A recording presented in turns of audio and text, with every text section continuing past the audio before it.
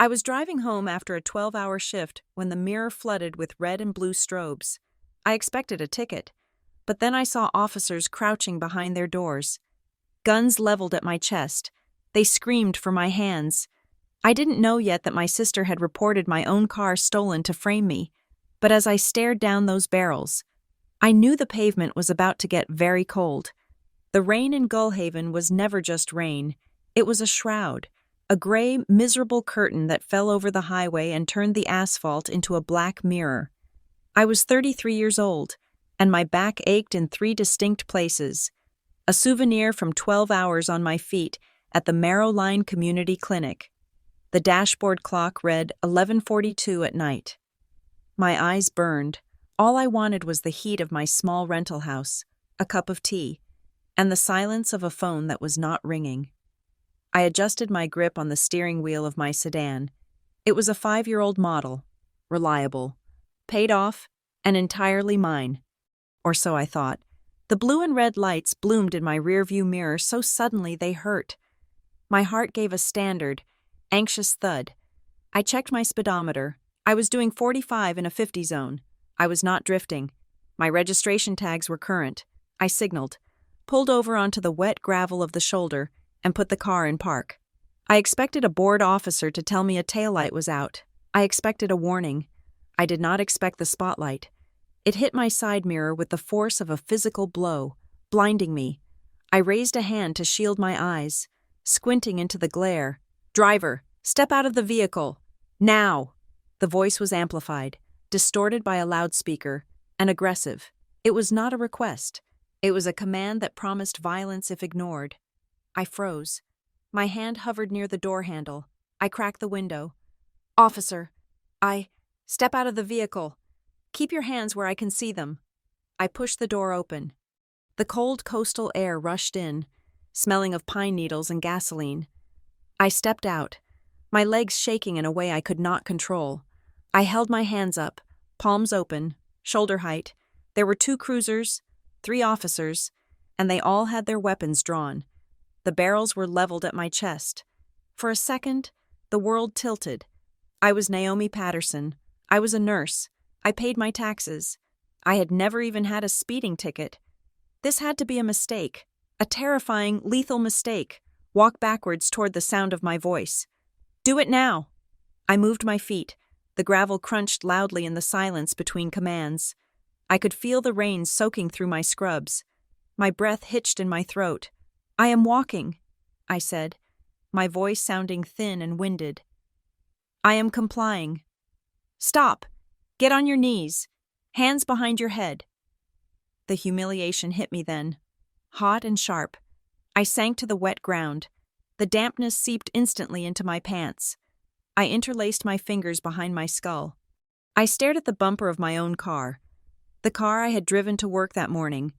The car I had washed last Sunday. 2 officers moved in. One grabbed my wrists, yanking them down to the small of my back. The metal cuffs bit into my skin, cold and tight.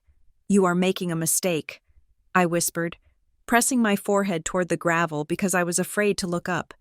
"This is my car. My registration is in the glove box. My name is Naomi Patterson."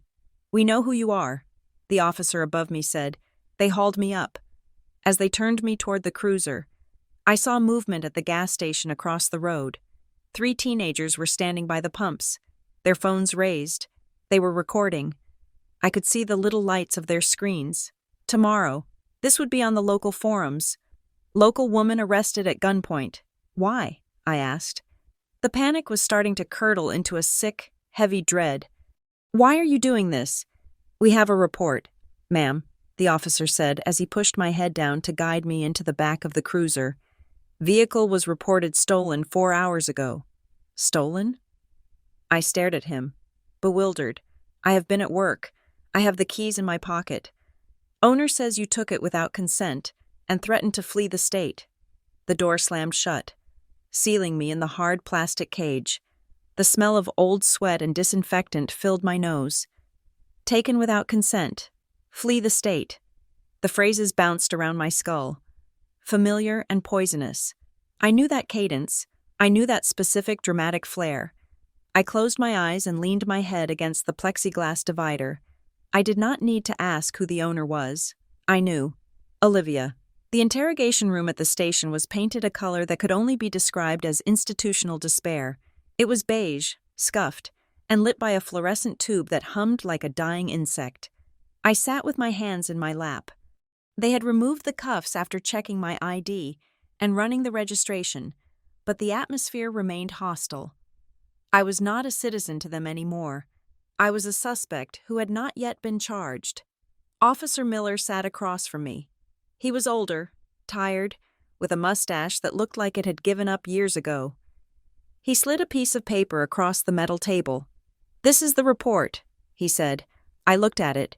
It was a printout from the online reporting portal. The timestamp was 7:30 in the evening. Vehicle description: silver sedan. License plate: 4GK-29L. Incident type: unauthorized use of a motor vehicle. Narrative: subject took the vehicle after a family dispute. Subject has a history of erratic behavior and stated intentions to leave Oregon immediately. Subject is likely unstable. I looked up at Miller. My hands were trembling, but I kept my voice steady. I channeled every ounce of professional calm I used when dealing with difficult patients. "Officer," I said, This report was filed online." "That is correct," he said. "Who filed it?" "The system marks it as credible," he said, dodging the question. "The contact information matches the family records linked to the registration history." I leaned forward. "Look at the email address." He glanced down. Livy_P_private_88. "That is my sister," I said. "Olivia Patterson. And look at the phone number. That is not her primary cell. That is a burner number. She uses apps to generate temporary numbers. She does this when she wants to be unreachable." Miller frowned. He tapped the paper. "Ma'am, the car is registered in your name." "Yes, but the report claims there is a lien dispute and a shared ownership agreement that you violated." "There is no agreement," I said. "My grandmother helped me with the down payment 3 years ago. The title is in my name. Olivia has never driven this car. She lives 20 miles away. I was at the Marrowline Clinic from 7 in the morning until 11 tonight. You can check the cameras. You can call my supervisor. I did not flee the state. I went to work." Miller looked at me for a long time. He was assessing me. He was looking for the erratic behavior mentioned in the report. He was looking for the instability. If I screamed, I lost. If I cried, I lost. Finally, he sighed and pushed his chair back. "We are not charging you. Ms. Patterson, the registration checks out, and the reporting party is not answering their phone to verify the theft. So I can go?" "You can go. But the incident is logged. If this is a civil dispute over assets, you need to keep it out of the traffic system. We do not appreciate drawing weapons on a felony stop for a family argument." I felt a flash of cold anger. "You think I appreciated it?" He did not answer. He just pointed to the door. Walking out of the station felt like walking out of a shipwreck. I was dry, but I felt drowned. It was 2 in the morning. I called an Uber to take me back to my car, which was still on the side of the highway. The ride cost me $45. When I got into my own driver's seat, the smell of the interior, my coffee cup, my vanilla air freshener, made me want to vomit. It felt like a crime scene. I took my phone out. My fingers felt like sausages, clumsy and numb. I dialed Olivia. She answered on the second ring. Her voice was light, airy, completely devoid of sleep. "Naomi? Is everything okay? You are calling so late." The sound of her voice triggered a physical reaction in me, a tightening of the chest that I had lived with since we were children. "You reported my car stolen." I said. I did not yell. I spoke the words like I was diagnosing a tumor. There was a pause on the line, a thoughtful, performative silence. "What? No. I didn't. Naomi, what are you talking about?" "I was pulled over at gunpoint." "Olivia, I was handcuffed on the side of the highway. The police showed me the report." "It came from your email. It used your phrasing." "Oh, honey," she said. The tone shifted. It became the voice she used when she wanted an audience to think she was the martyr. You sound hysterical. Are you sure you weren't just confused? I am looking at the paperwork. Olivia, maybe someone hacked me, she suggested, but there was a smile in her voice. Or maybe you are just stressed. You know how you get when you are tired. You imagine things are attacks when they are just accidents. You said I was unstable. I said, in the report, you wrote that I was erratic and a flight risk. Naomi, she sighed. I am worried about you. Really, you sound paranoid. Maybe you should take a few days off. Go see someone. She wasn't denying it. Not really. She was rewriting reality in real time. She was planting the seeds. Naomi is paranoid. Naomi imagines things. I hung up. I did not say goodbye. I stared at the phone. She wanted me to explode. She wanted me to scream at her so she could record it and play it for the neighbors. See? I told you she was cracking. I drove the rest of the way home in silence. The roads were empty. The town of Gullhaven slept, indifferent to the fact that my life was being dismantled. My rental was a small bungalow on the edge of town, near the older district where the streetlights hummed and flickered. I pulled into the driveway. My headlights swept across the front porch. My mailbox was open. It was stuffed full. I got out, my legs heavy. I pulled the handful of envelopes out. They were not bills. They were small and pastel-colored envelopes. Stationery. I opened the first one standing in the dark of my driveway. Dear Olivia. It read, So sorry to hear about the trouble with your sister. We are praying for her recovery. Stay strong. The Peterson family. I opened the second. Liv. It said, I can't believe she took the car. If you need a ride to the store, just ask. Mental illness is so hard on the whole family. Love, Sarah. I stood there, clutching the letters. It wasn't just the police report. She had launched a campaign. While I was working a 12-hour shift, Olivia had been making calls, sending texts, spinning a story to the neighbors, to her friends, to anyone who would listen. The narrative was consistent. Naomi snapped. Naomi stole the family car. Naomi is dangerous. She had done this before, in small ways. When we were teenagers, she would break a vase and tell our mother I had thrown it in a rage. But this was industrial-scale sabotage. I went inside and locked the door. I threw the letters on the kitchen table. They slid across the wood. A fan of colorful lies. I didn't sleep that night. I sat in my armchair, watching the window, waiting for the sun to rise, feeling the net tightening around me. The morning sun did not bring relief. It brought a phone call from Marrowline Community Clinic at 8:15. Naomi. It was Brenda from Human Resources. We need you to come in, not for your shift, just to talk. I showered, dressed in my cleanest clothes, and drove to the clinic. My eyes were rimmed with red, but I applied concealer until I looked human. The HR office was a glass-walled fishbowl. Brenda sat behind her desk, looking uncomfortable. Beside her sat the clinic administrator. Dr. Aris. Sit down. Naomi. Doctor, Aris said. I sat. I kept my back straight. We received a complaint this morning. Brenda said. She did not look me in the eye. Actually, several complaints. Regarding what? I asked. Regarding an incident last night involving police, she said, and regarding your fitness to practice. I was stopped by the police. I said, it was a false report. I was released immediately. There were no charges. The complaint suggests that you were detained for theft, Brenda said softly, and that this is part of a larger pattern of substance abuse and financial instability. That is a lie, I said. Who sent this complaint? We cannot disclose that. Doctor, Aris said, but given the nature of the allegations, criminal activity, potential erratic behavior, we have to take it seriously. Patient safety is our priority. I have worked here for 4 years. I said, I have never been late. I have never made a medication error. You know me. We do, Brenda said. But the board is very strict about police involvement. We need clarity. Until this legal matter is resolved, and we can verify that you are not struggling, we are going to have to place you on modified duty. No patient contact. My stomach dropped. Administrative work? For now. Doctor, Aris said, we just need to let the dust settle.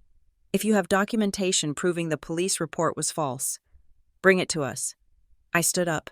I felt like the floor was tilting again. Modified duty meant a pay cut. It meant isolation. It meant everyone in the clinic would know something was wrong. I will get you the proof, I said. I walked out of the office, past the nurses' station where I usually worked. My colleagues looked away. They had heard. In a town like Gullhaven, news traveled faster than light. Olivia had poisoned the well before I even had a chance to drink from it. I needed an anchor. I called Tessa. Tessa Ward had been my friend since the 3rd grade. She was a paralegal, sharp-tongued, cynical, and fiercely loyal. We met at the Salted Bean, a coffee shop near the harbor where the tourists didn't go. I told her everything: the guns, the cuffs, the letters, the HR meeting. Tessa listened, her hands wrapped around a mug of black coffee. She didn't look shocked. She looked angry. It is an escalation, she said. That is what I thought. I said, but why now? We haven't spoken in months. Grandma died 6 months ago. The funeral was awful, but it was over. Why start this now? Tessa looked around the shop to make sure no one was listening. Then she leaned in. Naomi, people have been asking me questions. What people? Olivia, mostly, but also a guy she's hanging around with. Some guy in a suit. I saw them at the grocery store last week. She stopped me, acting all friendly, asked how you were doing, asked if you were having money trouble. I frowned. I am fine. I was fine until this morning. She asked if you were planning to contest the will. Tessa said. I stared at her. The will? Grandma left everything 50-50. There is nothing to contest. It is a standard split. The house, the savings, it is still in probate. Tessa shook her head. That is what she asked. She asked if you were planning to fight for more. She said, Naomi has been talking about how she deserves the whole estate because she took care of Grandma at the end. I never said that. I whispered, I know, Tessa said, but she is planting the idea that you are greedy, and now she is planting the idea that you are unstable. Think about it. Naomi, if you are unstable, if you are a criminal, if you are mentally unfit, what happens to your ability to manage an inheritance? The realization hit me like a physical slap. She wants to be the executor, I said, or the trustee. She wants to prove I can't handle the money so she can control it, or take it. Tessa said darkly, if you are deemed incompetent, or if you are tied up in legal battles, she could petition the court to manage your share. I sat back in my chair. The coffee shop noise faded away. This wasn't just cruelty. This was a heist. The police report wasn't a prank. It was documentation. The call to HR wasn't gossip. It was evidence of professional failure. She was building a paper trail to bury me. I need to go, I said. Standing up? Where? To see Grandma. I said. Briarwood Memorial Gardens was quiet. The wind coming off the ocean was cold, biting through my coat.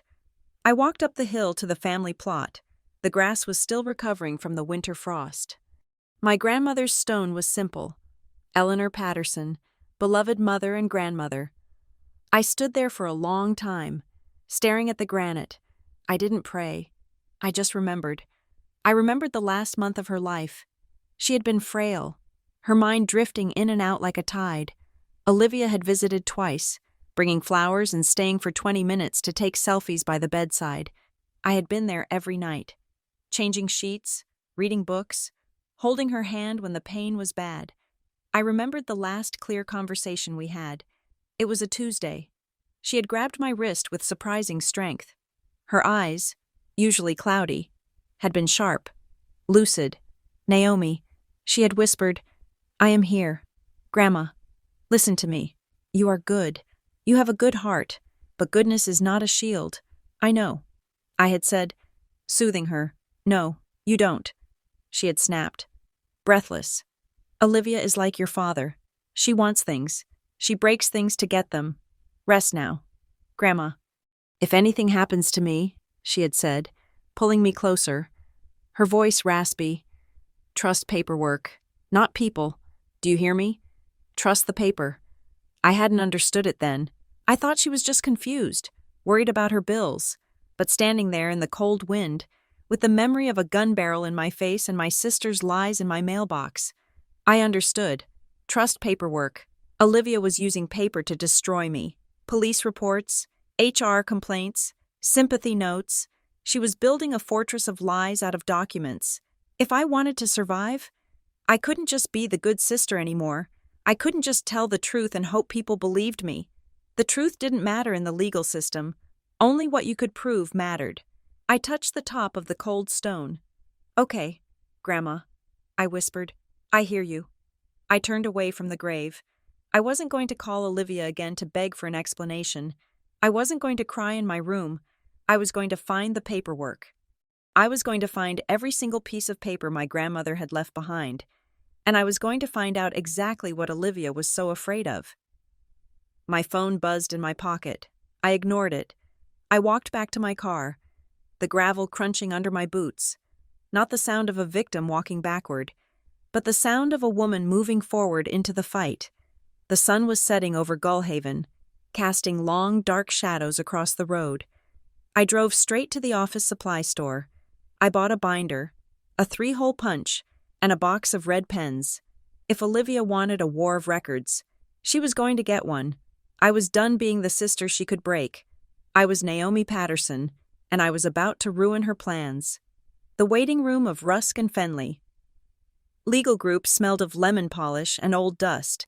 It was located on the second floor of a brick building in downtown Gullhaven that had survived 3 recessions and a tsunami warning in the 90s. I sat in a leather chair that cracked every time I shifted my weight, clutching my binder against my chest. I had spent the last 48 hours in a state of hypervigilance.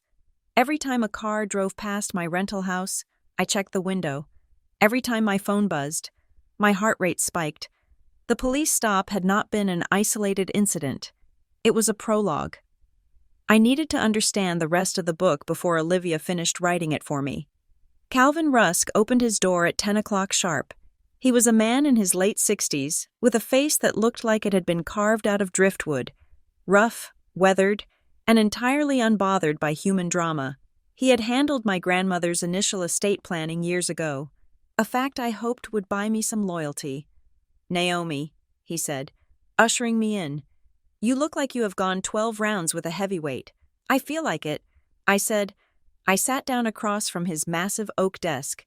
I did not waste time with pleasantries. I told him everything. I told him about the traffic stop, the guns, the humiliation on the side of the road. I told him about the online report filed from Olivia's burner number. I told him about the HR meeting and the suspension from the clinic. Calvin listened without interrupting. He took notes on a yellow legal pad, his pen scratching loudly in the quiet office. When I finished, he set the pen down and laced his fingers together. "You think she is trying to get you disinherited," he said. It was a statement, not a question.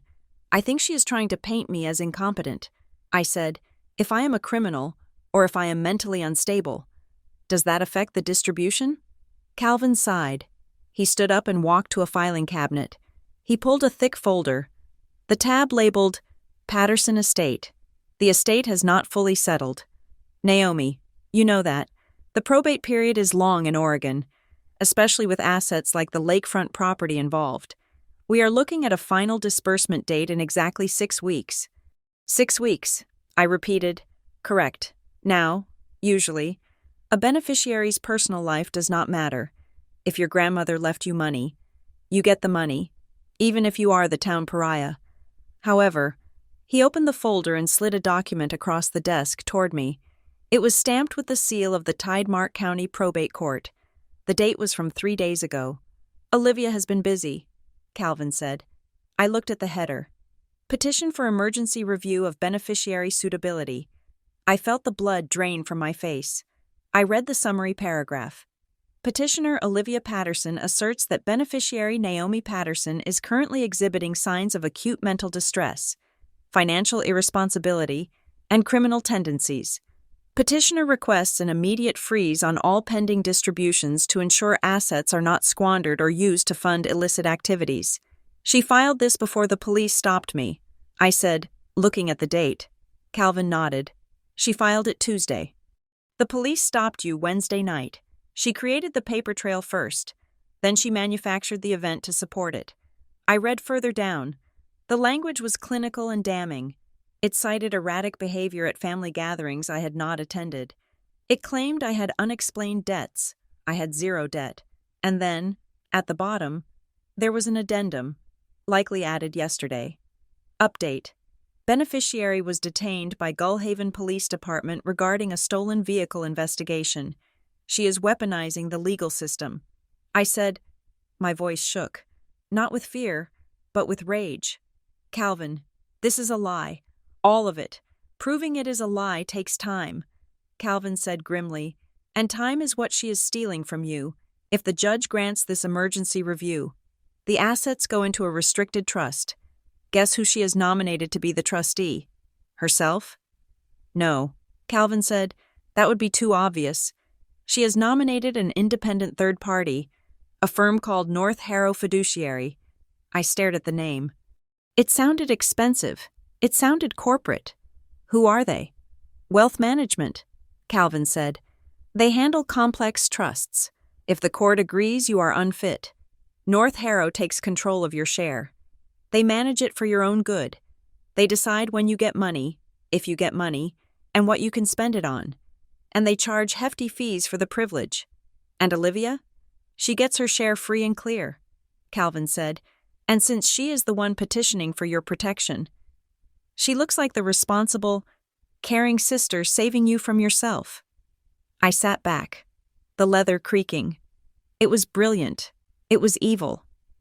But it was brilliant. She wasn't trying to steal the money directly. She was trying to lock it in a box where she held the key, or at least, where she controlled the people holding the key. What do? I asked. Calvin leaned forward. We fight, but we do not fight with emotion. We fight with documentation. You need to gather every scrap of proof that contradicts her narrative. Financial records showing you are solvent. Performance reviews from your job before this week. And you need to prove that police report was malicious. I have the release paperwork. I said, good, but we need more. We need to show a pattern of harassment, because right now, to a judge who does not know you, this petition looks very convincing. I left his office with a copy of the petition tucked into my binder. The weight of it felt like a brick. 6 weeks. I had 6 weeks to prove I wasn't crazy, or I would lose my grandmother's legacy to a firm I had never heard of and a sister who hated me. I went home and turned my dining room table into a war room. I had always been organized. You had to be. Working in a busy clinic, but this was different. I laid out the timeline. Tuesday. Olivia files the petition claiming I am unstable. Wednesday night. Olivia reports the car stolen. Wednesday night. I am pulled over. Thursday morning. Clinic suspends me. It was a cascade. Each event triggered the next. I opened my laptop and pulled the memory card from my dash cam. I had installed the camera 2 years ago after a near miss on the highway. I thanked God for my past self's prudence. The camera recorded on a loop, overwriting old footage, but it should have the stop. I needed to see it. I needed to see exactly how the police had approached me. I needed to see if I looked erratic. I loaded the files. The folder for Wednesday was there. I scrolled to the timestamp. 11:40 at night. I clicked play. The video showed the dark, rain-slicked road. My headlights cut through the gloom. The radio was playing quietly in the background. The timestamp in the corner read 23:40:15. I watched the road curve. I remembered this curve. It was right before the straightaway where the lights had appeared. Suddenly, the screen glitched. It went black for a split second, pixelating into green and gray static. When the image returned, the car was already stopped on the shoulder. The blue and red lights were already reflecting off the hood. The officer was already at the window. I frowned and dragged the slider back. 23:41:00. Driving. 23:41:02. Static. 23:43:05. Stopped on the shoulder. 2 minutes. 2 minutes were gone. The exact 2 minutes where the lights would have appeared, where I would have pulled over. where I would have reacted to the initial loudspeaker command.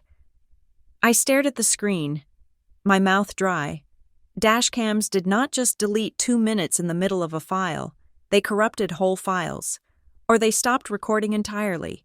This was a cut, a surgical removal. I checked the file properties. The date-modified timestamp was odd. It showed a modification at 3 in the morning on Thursday. At 3 in the morning on Thursday, my car had been parked on the side of the highway while I was at the police station. The keys were in my pocket, but the car has a remote connectivity feature. I never used it. I thought it was a gimmick. I pulled out my phone and checked the app connected to the car. Last synced. Thursday, 3:12 a.m. Someone had accessed the car's system remotely. Someone had wiped those 2 minutes. Why? Because in those 2 minutes, I had been calm. In those 2 minutes, I had reacted perfectly. If that footage existed, it would prove I was sober, alert, and compliant. By removing it, all that was left was the police officer's testimony and the chaos of the arrest. Olivia.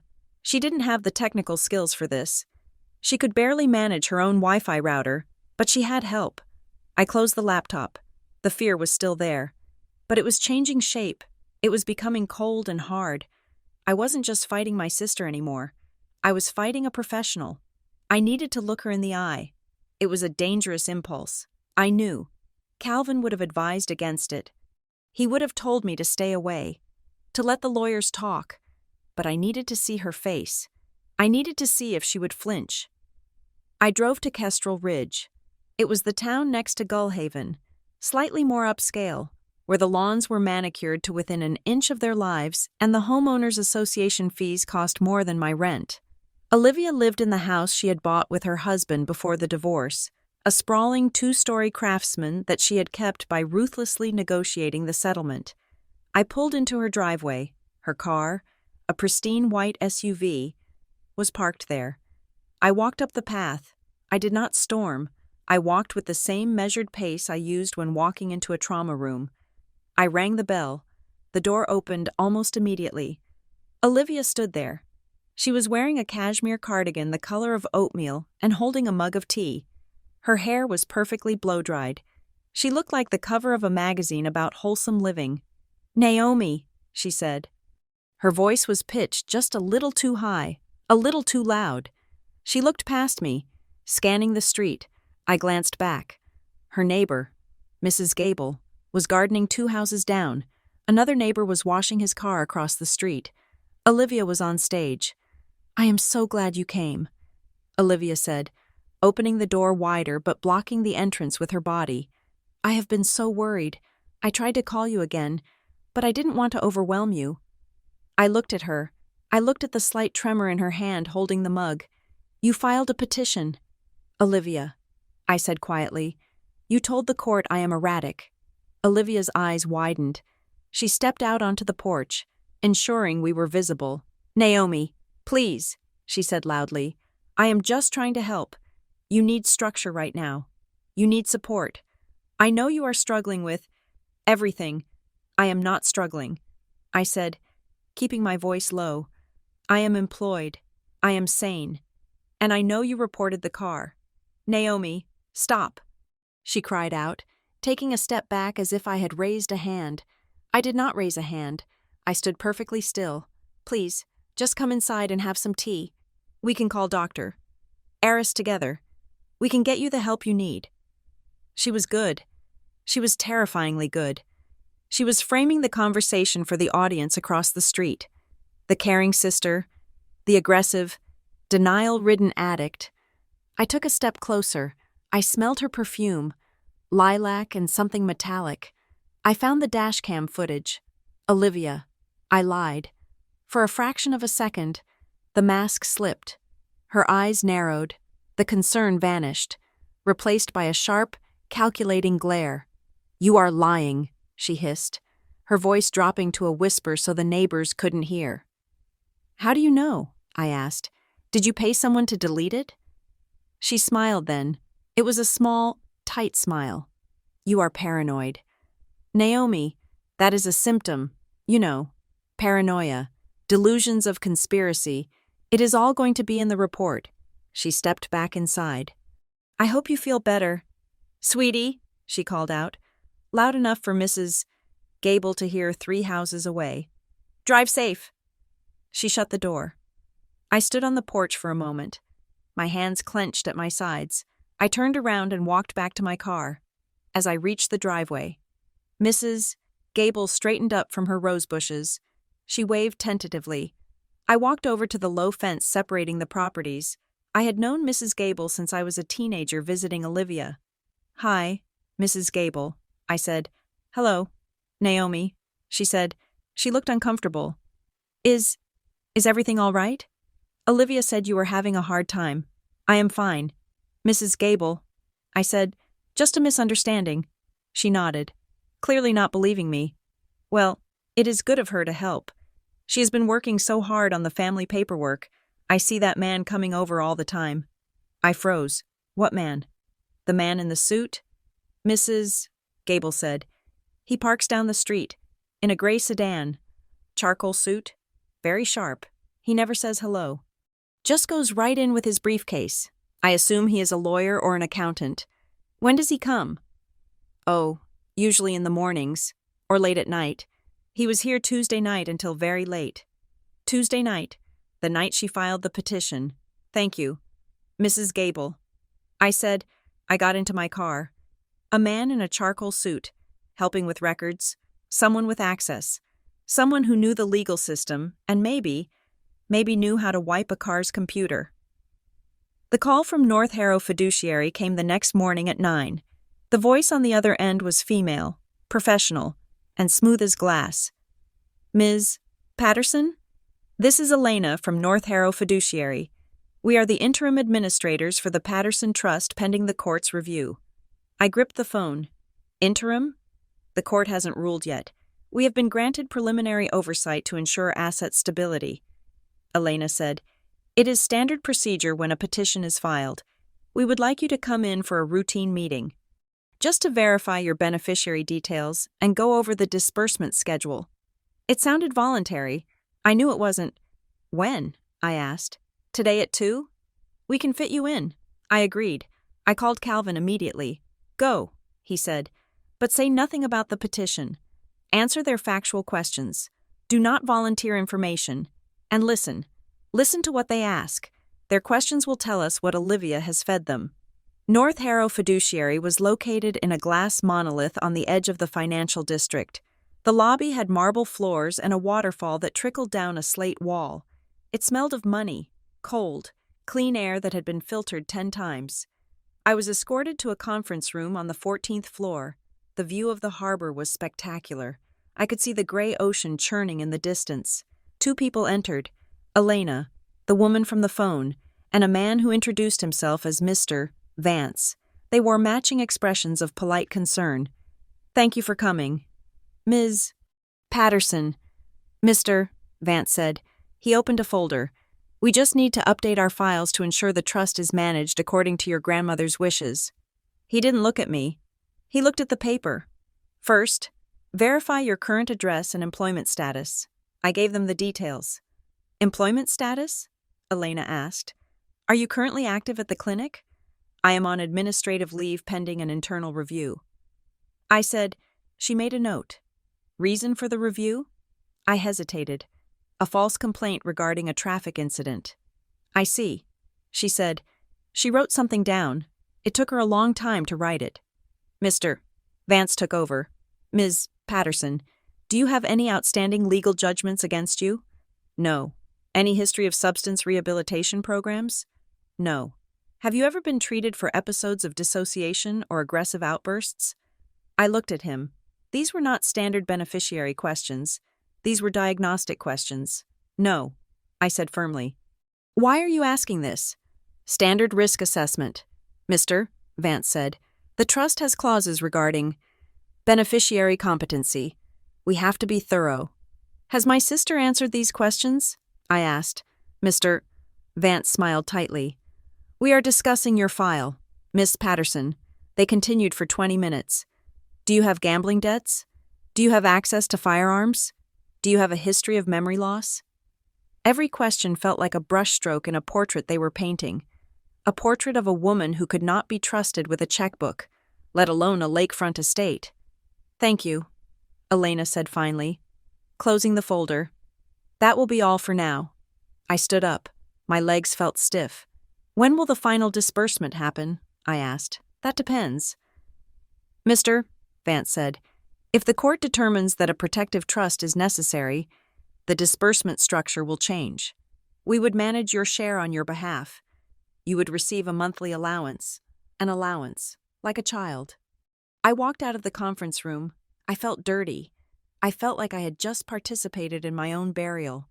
I exited the building and stood on the sidewalk, taking a deep breath of the city air. It was starting to rain again. Across the street, parked in a loading zone, was a gray sedan. A man was leaning against the fender. He was wearing a charcoal suit. He was looking at his phone. But the moment I stepped out of the doors, his head snapped up. He looked right at me. He was in his 40s, with hair the color of steel and a face that was handsome in a generic, forgettable way. He didn't look like a lawyer. He looked like something sharper. I froze. The man in the charcoal suit, the man Mrs. Gable had seen. I started to cross the street. I didn't have a plan. I just wanted to know who he was. He saw me coming. He didn't panic. He didn't run. He simply straightened up, put his phone in his pocket, and turned around. He walked down the block with a confident, measured stride. He walked like a man who knew he was being watched and didn't care. I stopped in the middle of the crosswalk. A taxi honked at me. I retreated to the sidewalk. He was real. He was connected to Olivia, and he was connected to North Harrow Fiduciary. He was the bridge. That night, the house felt too big and too quiet. I sat on the floor of my living room, surrounded by my documents, the police report, the petition, the notes from the meeting. I was losing. I could feel it. They had the resources, they had the narrative, and they had the momentum. I was reacting to their moves, always one step behind. I needed to get ahead. I needed to find something they didn't know about. I reached into the pocket of my jeans and pulled out my keychain. There was an old brass key on it, one I had kept for years. It was small, tarnished, and irrelevant. It was the key to my grandmother's storage unit in Harborwick. She had given it to me 5 years ago when she downsized to the assisted living facility. "Keep this," she had said. "Just some old tax papers and photo albums. Nothing worth stealing, but I don't want to throw it away." I hadn't opened the unit since she died. I assumed Olivia had cleared it out, or that it was just full of dust and mothballs. But then I remembered her voice in the cemetery. "Trust paperwork, not people." Grandmother Eleanor had been a sharp woman. She had survived a bad marriage and built a small real estate fortune from scratch. She knew Olivia. She knew Olivia better than anyone. Would she have left her entire legacy vulnerable to a single petition? Would she have trusted a fancy firm like North Harrow without a backup plan? I looked at the key. It felt heavy in my hand. Nothing worth stealing. Or maybe, nothing she wanted Olivia to find. I stood up. I grabbed my coat. I grabbed my flashlight. It was 10 o'clock at night. The storage facility was 40 minutes away. I was going to Harborwick. If there was a trapdoor in this estate, I was going to find it. And if there was a weapon I could use against the man in the charcoal suit, I prayed it was in that box. I locked my front door and walked into the rain. The hunt was on. The drive to Harborwick took 40 minutes of white-knuckled concentration. The rain had turned torrential, washing over the windshield in sheets that the wipers could barely clear. Harborwick was the industrial cousin to Gullhaven, a town of rusted shipyards, warehouses, and storage facilities that smelled of salt and diesel. My grandmother's facility, Harborwick Self-Storage, was a concrete fortress surrounded by a chain-link fence topped with razor wire. It looked less like a place to store old furniture and more like a minimum security prison. I punched the code into the keypad at the gate. My fingers were shaking, wet from the rain. The gate groaned and rolled back. Unit 404 was located down a long, fluorescent-lit corridor that hummed with the sound of industrial dehumidifiers. I stood in front of the orange roll-up door, the brass key in my hand. It felt heavy, like a loaded weapon. Trust paperwork. I slid the key into the padlock. It turned with a satisfying click. I hauled the door up. The smell hit me first: cedar, old paper, and the faint, sweet scent of the lavender sachets my grandmother used to tuck into her linen closets. It was the smell of her house, preserved in a 10 by 10 steel box. I clicked on my flashlight. The beam cut through the dust motes. The unit was meticulous. My grandmother, Eleanor Patterson, did not believe in clutter. There were no garbage bags or loose piles. There were plastic bins, stacked 3 high, each labeled in her sharp, angular handwriting. Taxes, 1990 to 2000. Photo albums, house maintenance. I moved the tax boxes aside. I was looking for something else. I didn't know what exactly, but I knew she wouldn't have buried it. If she wanted me to find it, it would be accessible. I found a small, gray metal filing box sitting on a folding table in the back corner. It wasn't dusty. I opened the lid. Inside were hanging folders: deeds, insurance, medical, and at the very front, a thick manila envelope. It was sealed with red wax, a dramatic flair that was very unlike her, unless she wanted to ensure the seal hadn't been tampered with. On the front, in black marker: "For Naomi, only if you are forced." My breath hitched. She knew.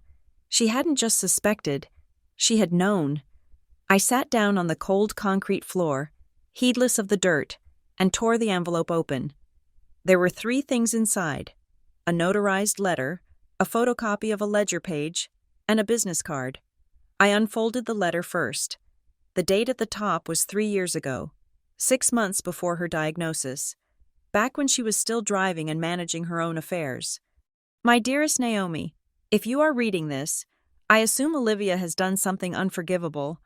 I have tried to love your sister, but I am not blind. She has the appetite of a shark and the patience of a saint, which is a dangerous combination. Since your grandfather passed, she has been asking questions about the estate that make me uneasy. She does not ask about the memories. She asks about the liquidity. I have set up the trust to be fair, but fairness is not what she wants. She wants control. I suspect that if my health fails, she will try to intercept the administration of my assets. She will try to paint you as weak because you are kind. Do not let her. I have kept a secondary ledger of the estate's true value and the structural safeguards I built into the trust. I did not keep it at the house. Olivia has a key to the house. I left it with the only man in this county who hates fraud more than I do. Find Eli Sutherland." I picked up the business card. It was plain white cardstock, yellowing at the edges. Eli Sutherland, bookkeeping and tax preparation. There was a handwritten address in Harborwick on the back. I stared at the letter. She will try to paint you as weak because you are kind. I wasn't feeling kind right now. I was feeling a cold, crystalline rage. I looked at the photocopy. It was a single page of a ledger, showing transfers into an account I didn't recognize. The handwriting was messy, hurried. At the bottom, a note: "Attempted access by OKP, blocked, verify signature cards." I put everything back in the envelope and tucked it inside my jacket. Against my heart, I rolled the door down and locked it. I wasn't going home. It was 1 a.m, but I couldn't sit in that empty house waiting for the next blow. I needed to find Eli Sutherland. I slept in my car in the parking lot of a 24-hour diner. It was fitful. Miserable sleep, interrupted by the glare of headlights and the fear that a police cruiser would roll up and tap on the glass. When the sun finally dragged itself over the horizon, turning the gray sky a lighter shade of gray, I drove to the address on the card. Eli Sutherland lived in a small, clapboard house near the old cannery. The yard was raked clean of leaves, and the hedges were trimmed with geometric precision. I knocked on the door at 8 o'clock. A man opened it. He was in his 70s, wearing a wool cardigan and holding a mug of tea. He had thick glasses and the suspicious eyes of a man who had spent 40 years looking for tax evasion. "Yes? Mr. Sutherland? My name is Naomi Patterson. Eleanor Patterson was my grandmother." He didn't smile. He didn't open the door wider. He looked past me, at my car, then up and down the street. "Eleanor has been dead for 6 months," he said. "Why are you here now?" I pulled the envelope out of my jacket. She told me to come. She said to come only if I was forced. He looked at the envelope. He recognized the handwriting. His expression softened. Just a fraction. Come in quickly, he said. His living room was like his yard. Neat, sparse, and orderly. Stacks of financial magazines were arranged by date on the coffee table.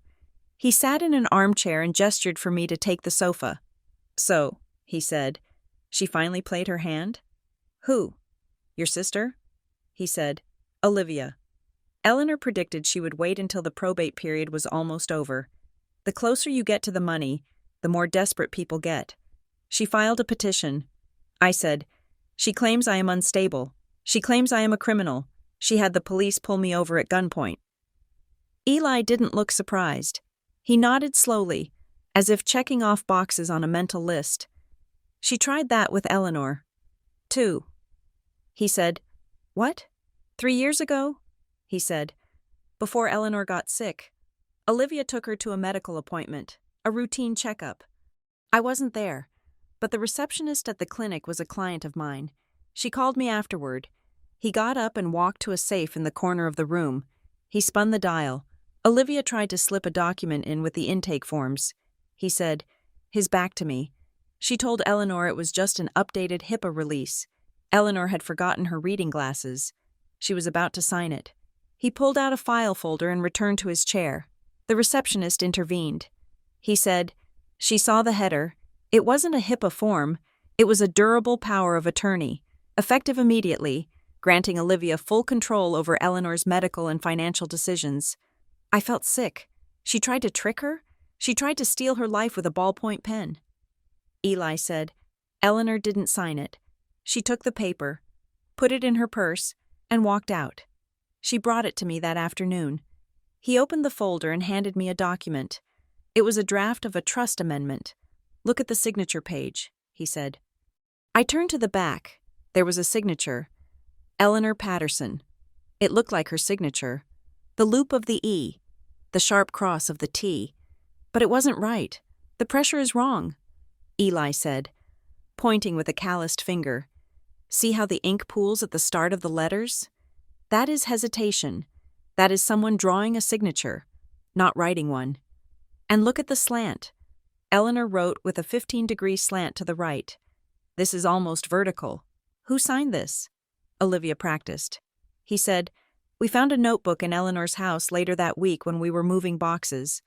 A whole page of Olivia trying to get the signature right. Eleanor kept this draft as proof. She wanted to go to the police then, but she couldn't do it to her granddaughter. I finished. She loved you girls, Eli said, even the one who was trying to rob her. So she built safeguards instead. She created the secondary ledger. She set up the trust with triggers that would freeze everything if fraud was suspected. But you need to trigger them. Naomi, how? You need to prove the fraud. He said, and you need to do it before the court grants that emergency petition. If North Harrow takes control, they will bury this file so deep the devil couldn't find it. North Harrow. I said, you know them? Eli snorted. I know them. They are expensive. They are polished. And they specialize in high-conflict estates. That is code for, we help the winner take all. He handed me the file. Take this, he said. This is the history of her intent. It shows a pattern. It shows that Olivia has been planning this coup for years. I stood up, clutching the file. Thank you, Mr. Sutherland. Don't thank me, he said grimly. Just watch your back. If Olivia is working with North Harrow, she has professional help now. And those people, they don't like loose ends. I drove back to Gullhaven feeling a strange mix of validation and terror. I wasn't crazy. My grandmother had seen this coming. I parked my car in front of my rental house. It was noon. I was exhausted. But I had ammo now. I had the forged draft. I had Eli. I got out of the car and walked toward the house. Then I stopped. Something was wrong with the car. I turned back. The car was sitting low. Too low. I walked around to the passenger side. The tires were shredded. Not just punctured with a nail. They were destroyed. Long, jagged gashes ran through the sidewalls of both tires on the curbside. The rubber flapped open like a wound. I stared at them. This wasn't a random vandal. Random vandals keyed doors or smashed windows. This was specific. This was intended to immobilize. My first instinct was to grab my phone and dial 911. Police. I froze. My thumb hovered over the keypad. If I called the police, they would come. They would take a report. And then what? Olivia would see the report. She would add it to her file. Naomi is involved in another police incident. Naomi's lifestyle attracts criminal elements. Naomi is unsafe. Or worse, maybe she would say, I did it myself. Naomi is acting out for attention. Naomi destroyed her own car in a fit of hysteria. I lowered the phone. I couldn't call them. She had taken that safety net away from me. The police were not my protectors anymore. They were her witnesses. I stood in the rain, looking at my ruined car. I felt a sob rising in my throat. Hot and choking. I swallowed it down. I am not weak. I whispered to the wet pavement. I walked inside, found the number for a local tow truck, and paid the driver $300 in cash to tow it to a repair shop 3 towns over. I told him I hit a curb. I lied smoothly, easily. I was learning. The second blow came an hour later. I was in the kitchen, making tea, trying to stop my hands from shaking, when my phone buzzed. It was a notification from an app called CareView. It was a site where patients could rate medical professionals. I didn't check it often, but the clinic monitored it religiously. New review for Naomi Patterson. RN. I clicked it. 1 star. Anonymous user. I do not know how this woman is still employed. She was distracted, rude, and seemed under the influence of something during my visit.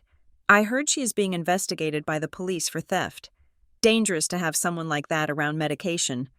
Avoid. I dropped the phone on the table. It clattered loudly. Under the influence. Theft. It was vague enough to avoid a libel suit. Seemed. I heard. But specific enough to destroy a career.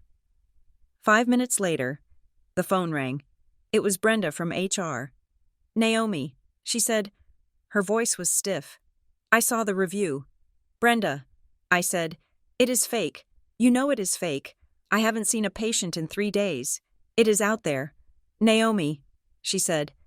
And we have had 2 calls this morning referencing it. The board is concerned. I am being targeted. I said, my sister is doing this. We cannot get involved in a family dispute, Brenda said, but we have to protect the clinic's reputation. We are converting your administrative leave to indefinite suspension without pay. Until things settle, without pay? I asked.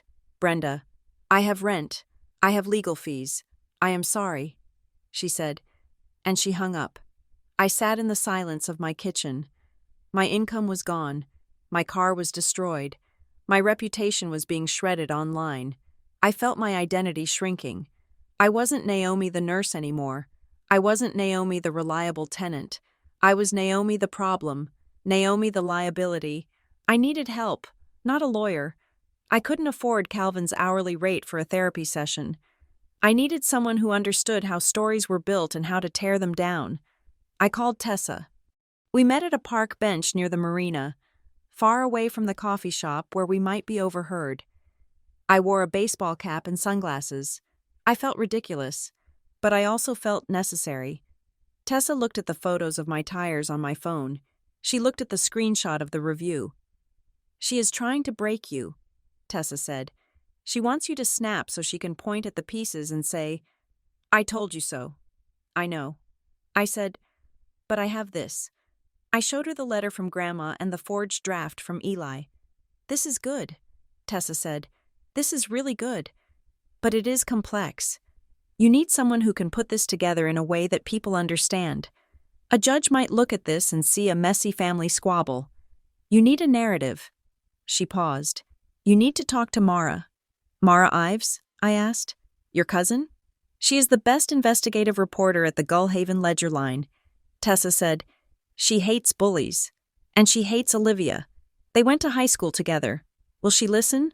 She will listen. But Naomi, Tessa grabbed my hand. Be careful. Going to the press is the nuclear option.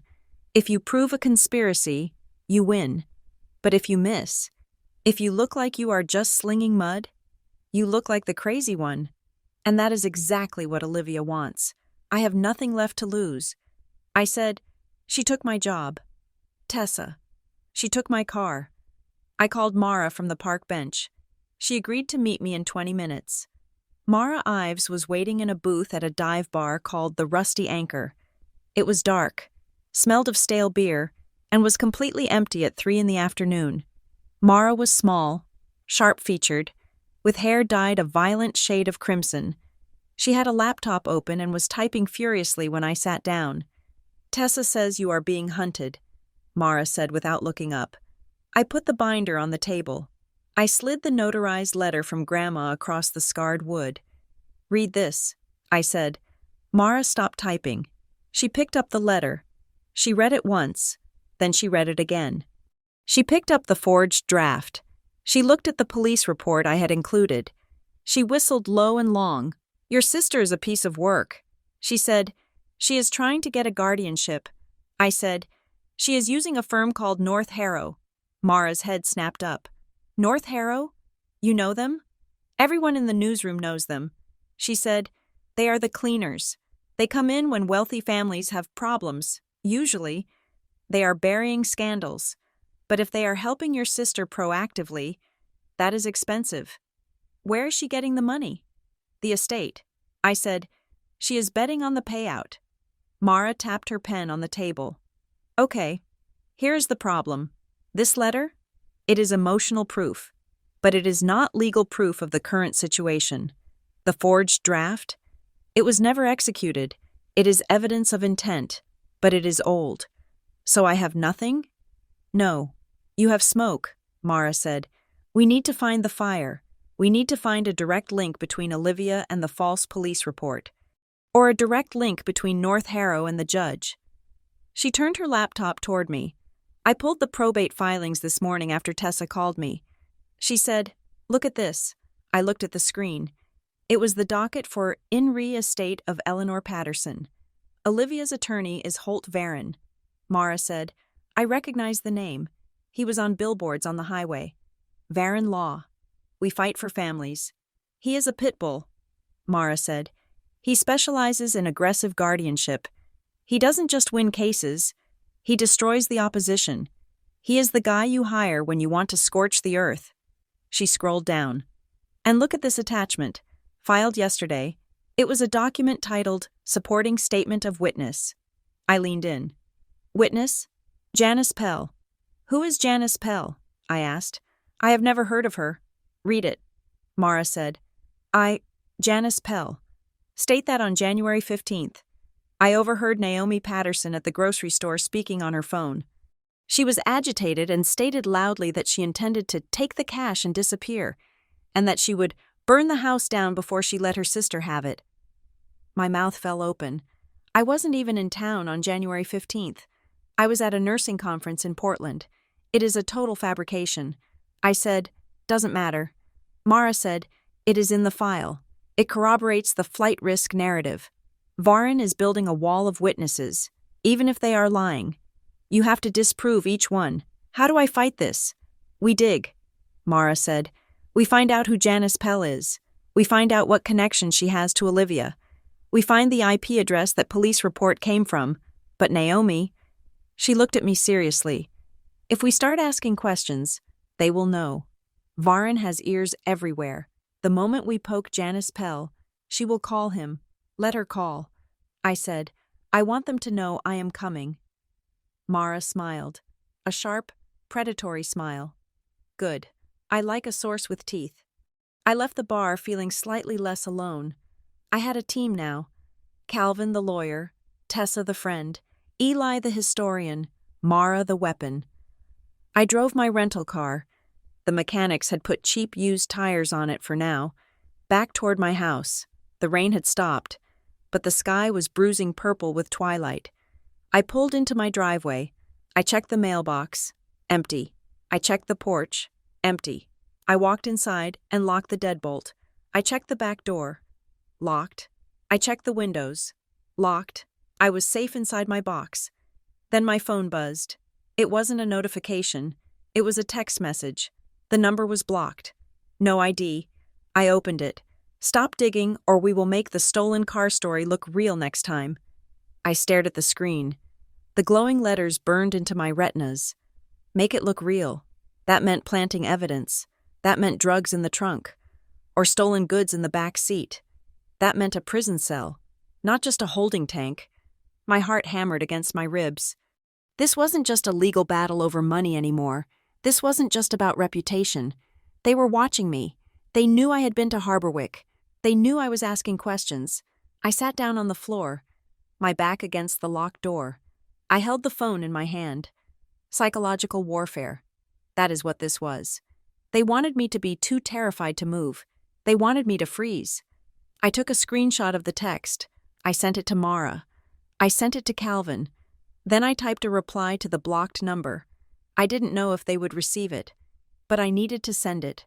I am not afraid of you. It was a lie. I was terrified, but I pressed send anyway.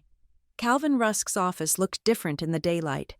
The shadows that had seemed to cling to the corners during our first desperate meeting were gone, replaced by the hard, unforgiving clarity of a Monday morning. I sat in the leather chair, my binder open on my lap.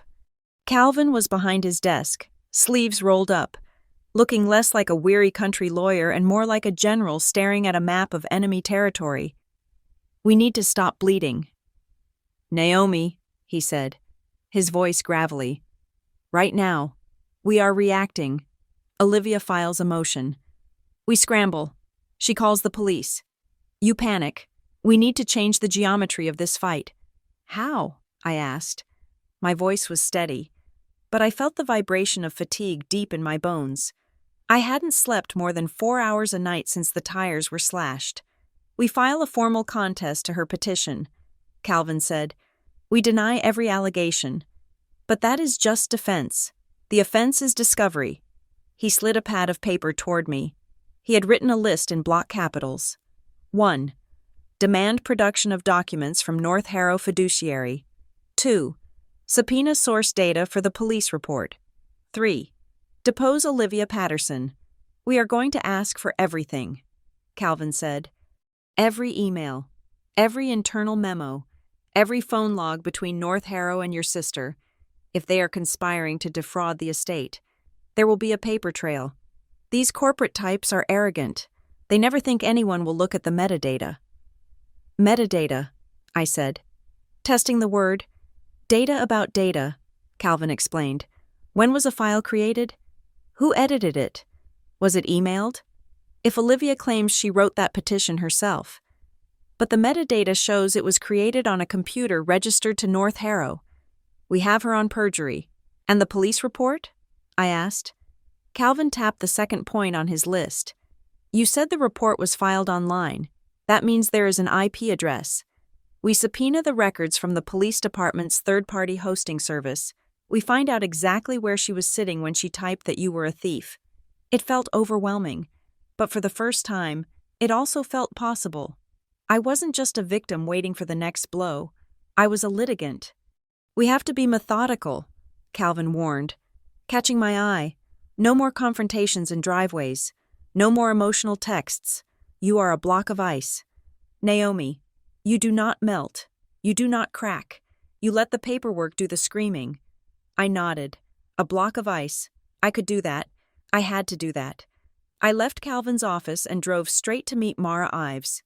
We met in her car this time, parked in the back lot of the Gullhaven Ledger Line. It was safer than a bar. I handed her the sealed letter from my grandmother and the folder of forged drafts Eli Sutherland had given me. This is the Holy Grail, isn't it? I asked. Mara turned on the dome light, illuminating the cramped interior of her sedan. She put on a pair of reading glasses and leaned over the documents.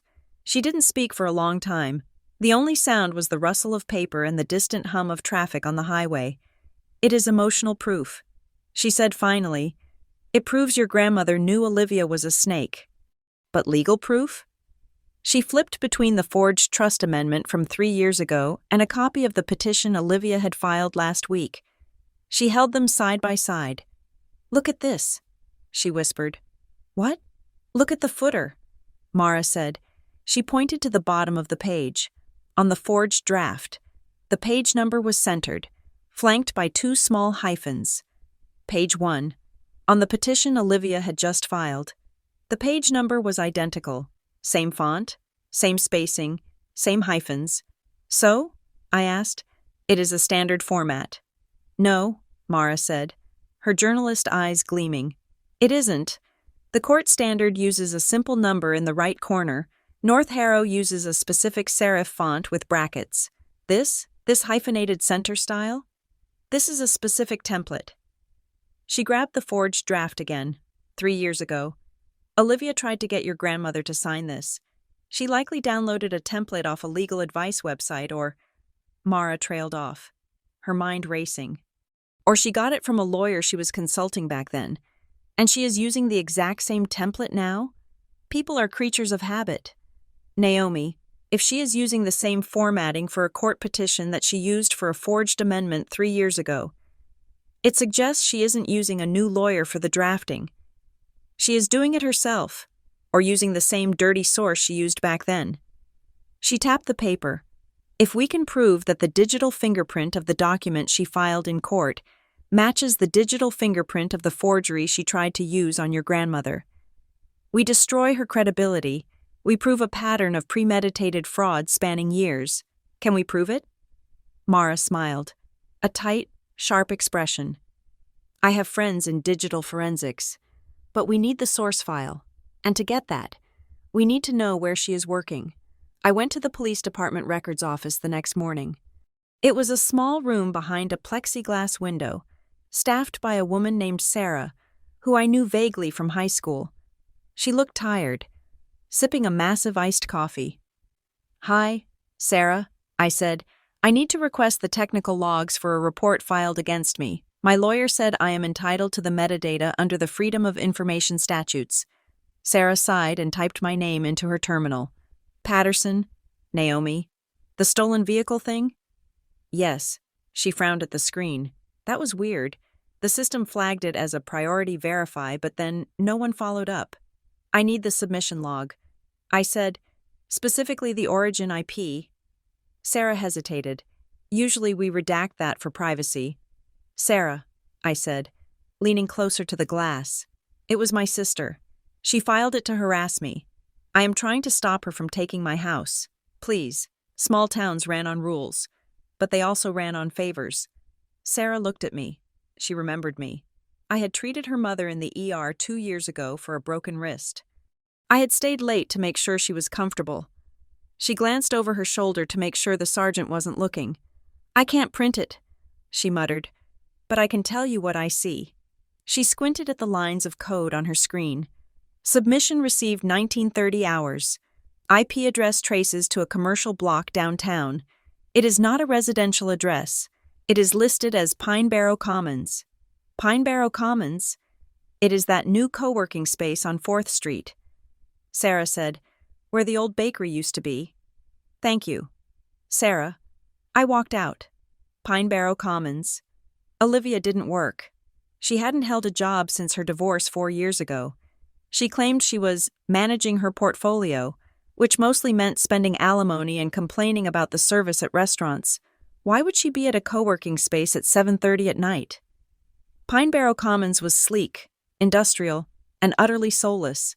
It was all exposed brick, polished concrete floors, and glass walls. It smelled of expensive espresso and ambition. I walked in at 2 in the afternoon. I was wearing my best blazer, trying to look like I belonged there. The receptionist was a young man with a headset and a smile that looked painful. Hi, can I help you? Hi. I said, I'm supposed to meet my sister here. Olivia Patterson? She said she had an office? He typed into his iPad. Oh, yes, Mrs. Patterson. Suite B4. She has the private office in the back. But she isn't in today. I feigned annoyance. Of course she isn't. She is terrible with scheduling. She is usually here in the mornings. The receptionist offered helpfully. Her consultant comes in early too. Consultant? I asked, keeping my tone casual. Yeah, the guy in the suit? Charcoal suit? He is intense. Never says hi. Just marches back there with his briefcase. I think they are doing some heavy financial planning. They have the shredder going constantly. I felt a chill go down my spine. The shredder. What is the consultant's name? I asked. I should probably call him if Olivia isn't here. The receptionist shrugged. I don't actually know. He isn't a member. Mrs. Patterson just signs him in as guest. I thanked him and walked out. I stood on the sidewalk, my heart hammering. Olivia had rented a secret office. She was meeting the man in the charcoal suit, the man from North Harrow Fiduciary, in private, away from prying eyes. They were shredding documents. This wasn't just a petition. This was a war room. She was manufacturing the evidence she needed to destroy me. And she was destroying the evidence that could save me. I needed to flush them out. I needed to make them panic. I called North Harrow Fiduciary. I would like to schedule a follow-up meeting with Elena and Mr. Vance. I told the assistant. I have some questions about the disbursement schedule. They gave me a slot for the next day at 10 o'clock. I walked into the glass conference room with a different energy this time. I didn't bring a binder. I didn't bring a notepad. I walked in with my hands empty and my back straight. Elena and Mr. Vance were waiting. They looked bored. Miss Patterson, Mr. Vance said, "To what do we owe the pleasure?" I sat down. I looked at the view of the harbor. Then I looked at them.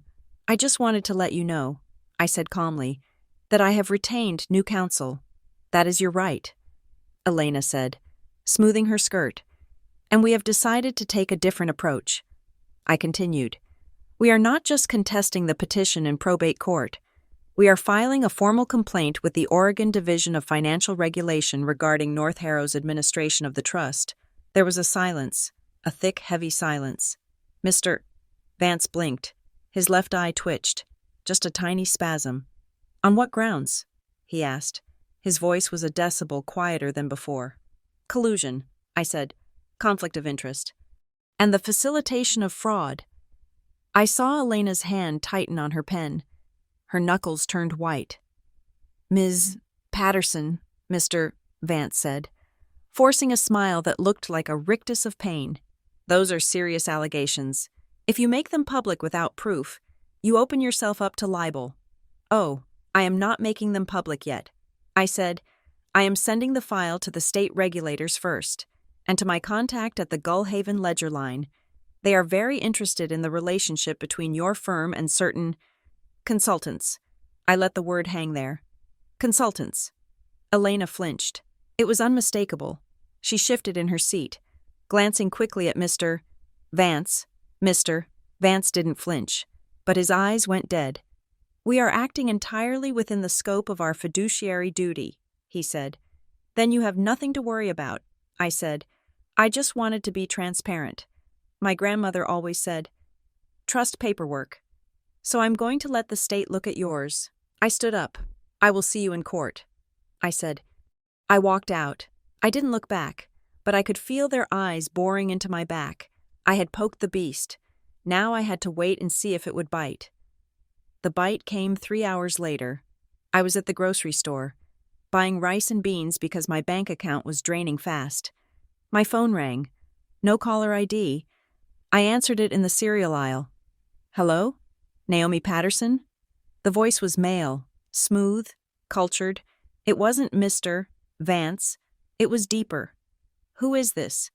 "I am calling to offer a solution," the voice said. I stopped moving.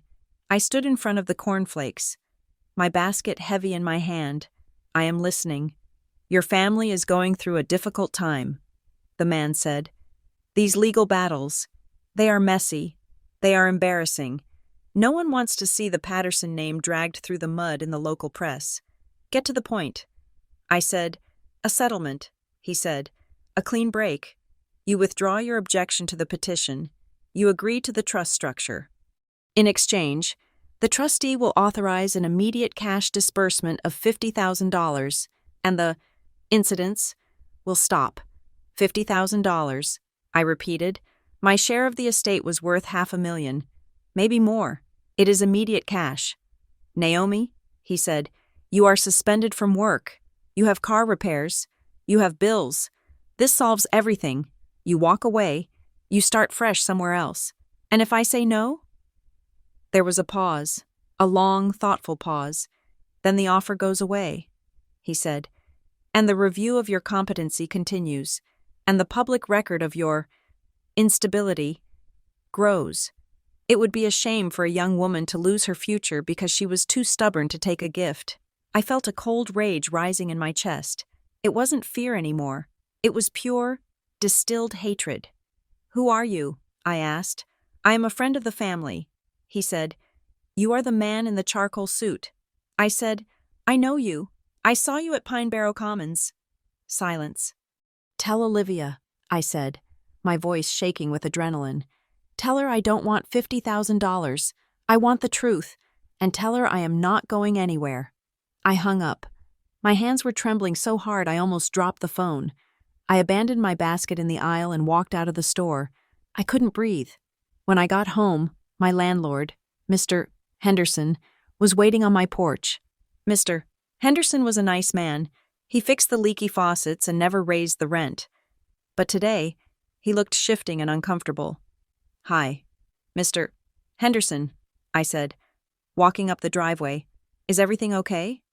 "Naomi," he said, twisting his baseball cap in his hands. I wanted to ask, "Are you okay on rent this month?" I stared at him. "I have never been late." "Mr. Henderson, not once in 4 years." I know," he said quickly. "It is just, a woman came by today." "A woman?" "She said she was a credit investigator." He said, "She asked if you had been having trouble paying. She asked if there had been any disturbances at the property, police calls, that sort of thing." "What did she look like?" "Blonde," he said. "Expensive clothes. Drove a white SUV. "Olivia. She told you she was a credit investigator?" I asked, my voice hollow. "Yeah," he said. "She said she was doing a background check for a loan you applied for. She gave me a card, but it just had a number on it. Naomi, if you are in trouble." "I am not in trouble." "Mr. Henderson." I said, "That was my sister. She is trying to hurt me." He looked at me. I could see the doubt in his eyes. He liked me, but he was a landlord. He didn't want drama. He didn't want police raids. He didn't want tenants who had credit investigators showing up on the porch. "Okay," he said, "just keep it quiet, okay? I can't have trouble here." He walked away. I went inside and locked the door. I slid down against the wood and put my head in my hands. She was isolating me. She was cutting off my supply lines. First my job, then my car, now my housing. She wanted me to be homeless, broke, and alone, because if I was homeless and broke, the court would look at me and see exactly what she wanted them to see. A failure, a charity case, someone who needed a guardian. I closed my eyes. The doubt crept in. It was an insidious, slithering thing. What if she wins? Olivia was charming. She was beautiful. She knew how to cry on cue. She knew how to bake cookies for the neighbors and send thank you notes. I was blunt. I was tired. I had dark circles under my eyes and a jagged edge to my voice. I didn't charm people. I endured them. In a courtroom. Charm mattered. Likability mattered. Maybe I was fighting a gravity I couldn't beat. Maybe the world just preferred people like Olivia. I sat there in the dark hallway for an hour, letting the despair wash over me.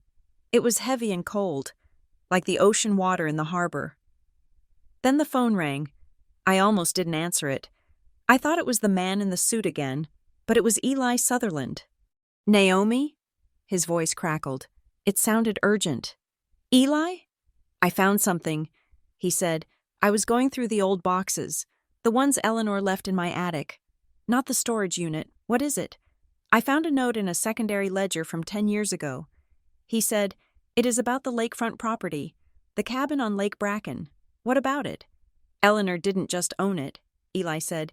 "She put a lien on it, a hidden encumbrance." I sat up. "Speak English." "Eli, she recorded a debt against the property," he explained. "A debt owed to the trust itself. It means the property cannot be sold or transferred unless the debt is satisfied. But here's the kicker. The satisfaction of the debt requires a specific sign-off." "Whose sign-off?" "Yours," Eli said. "Mine?"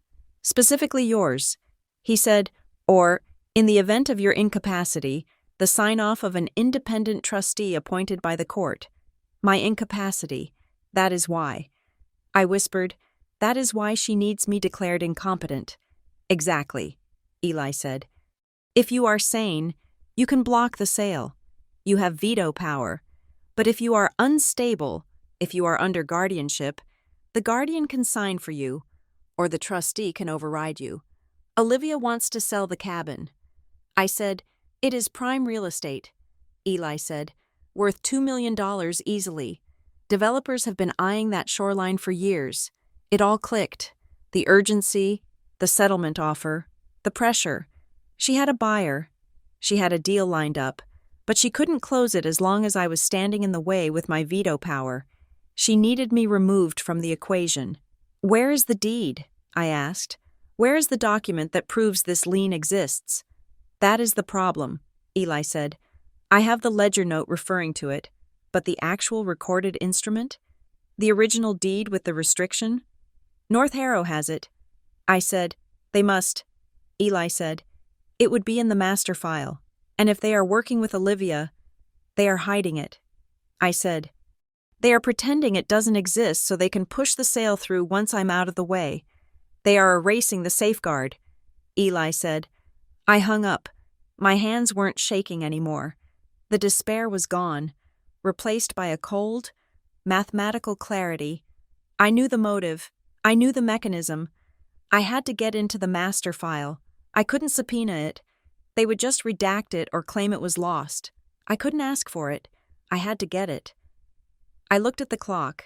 It was 8 in the evening. Pine Barrow Commons closed at 9. Olivia had an office there. She was shredding documents. But she was also keeping files there. Files she didn't want at her house. I stood up. I went to the kitchen drawer and pulled out a flashlight. I grabbed my dark raincoat.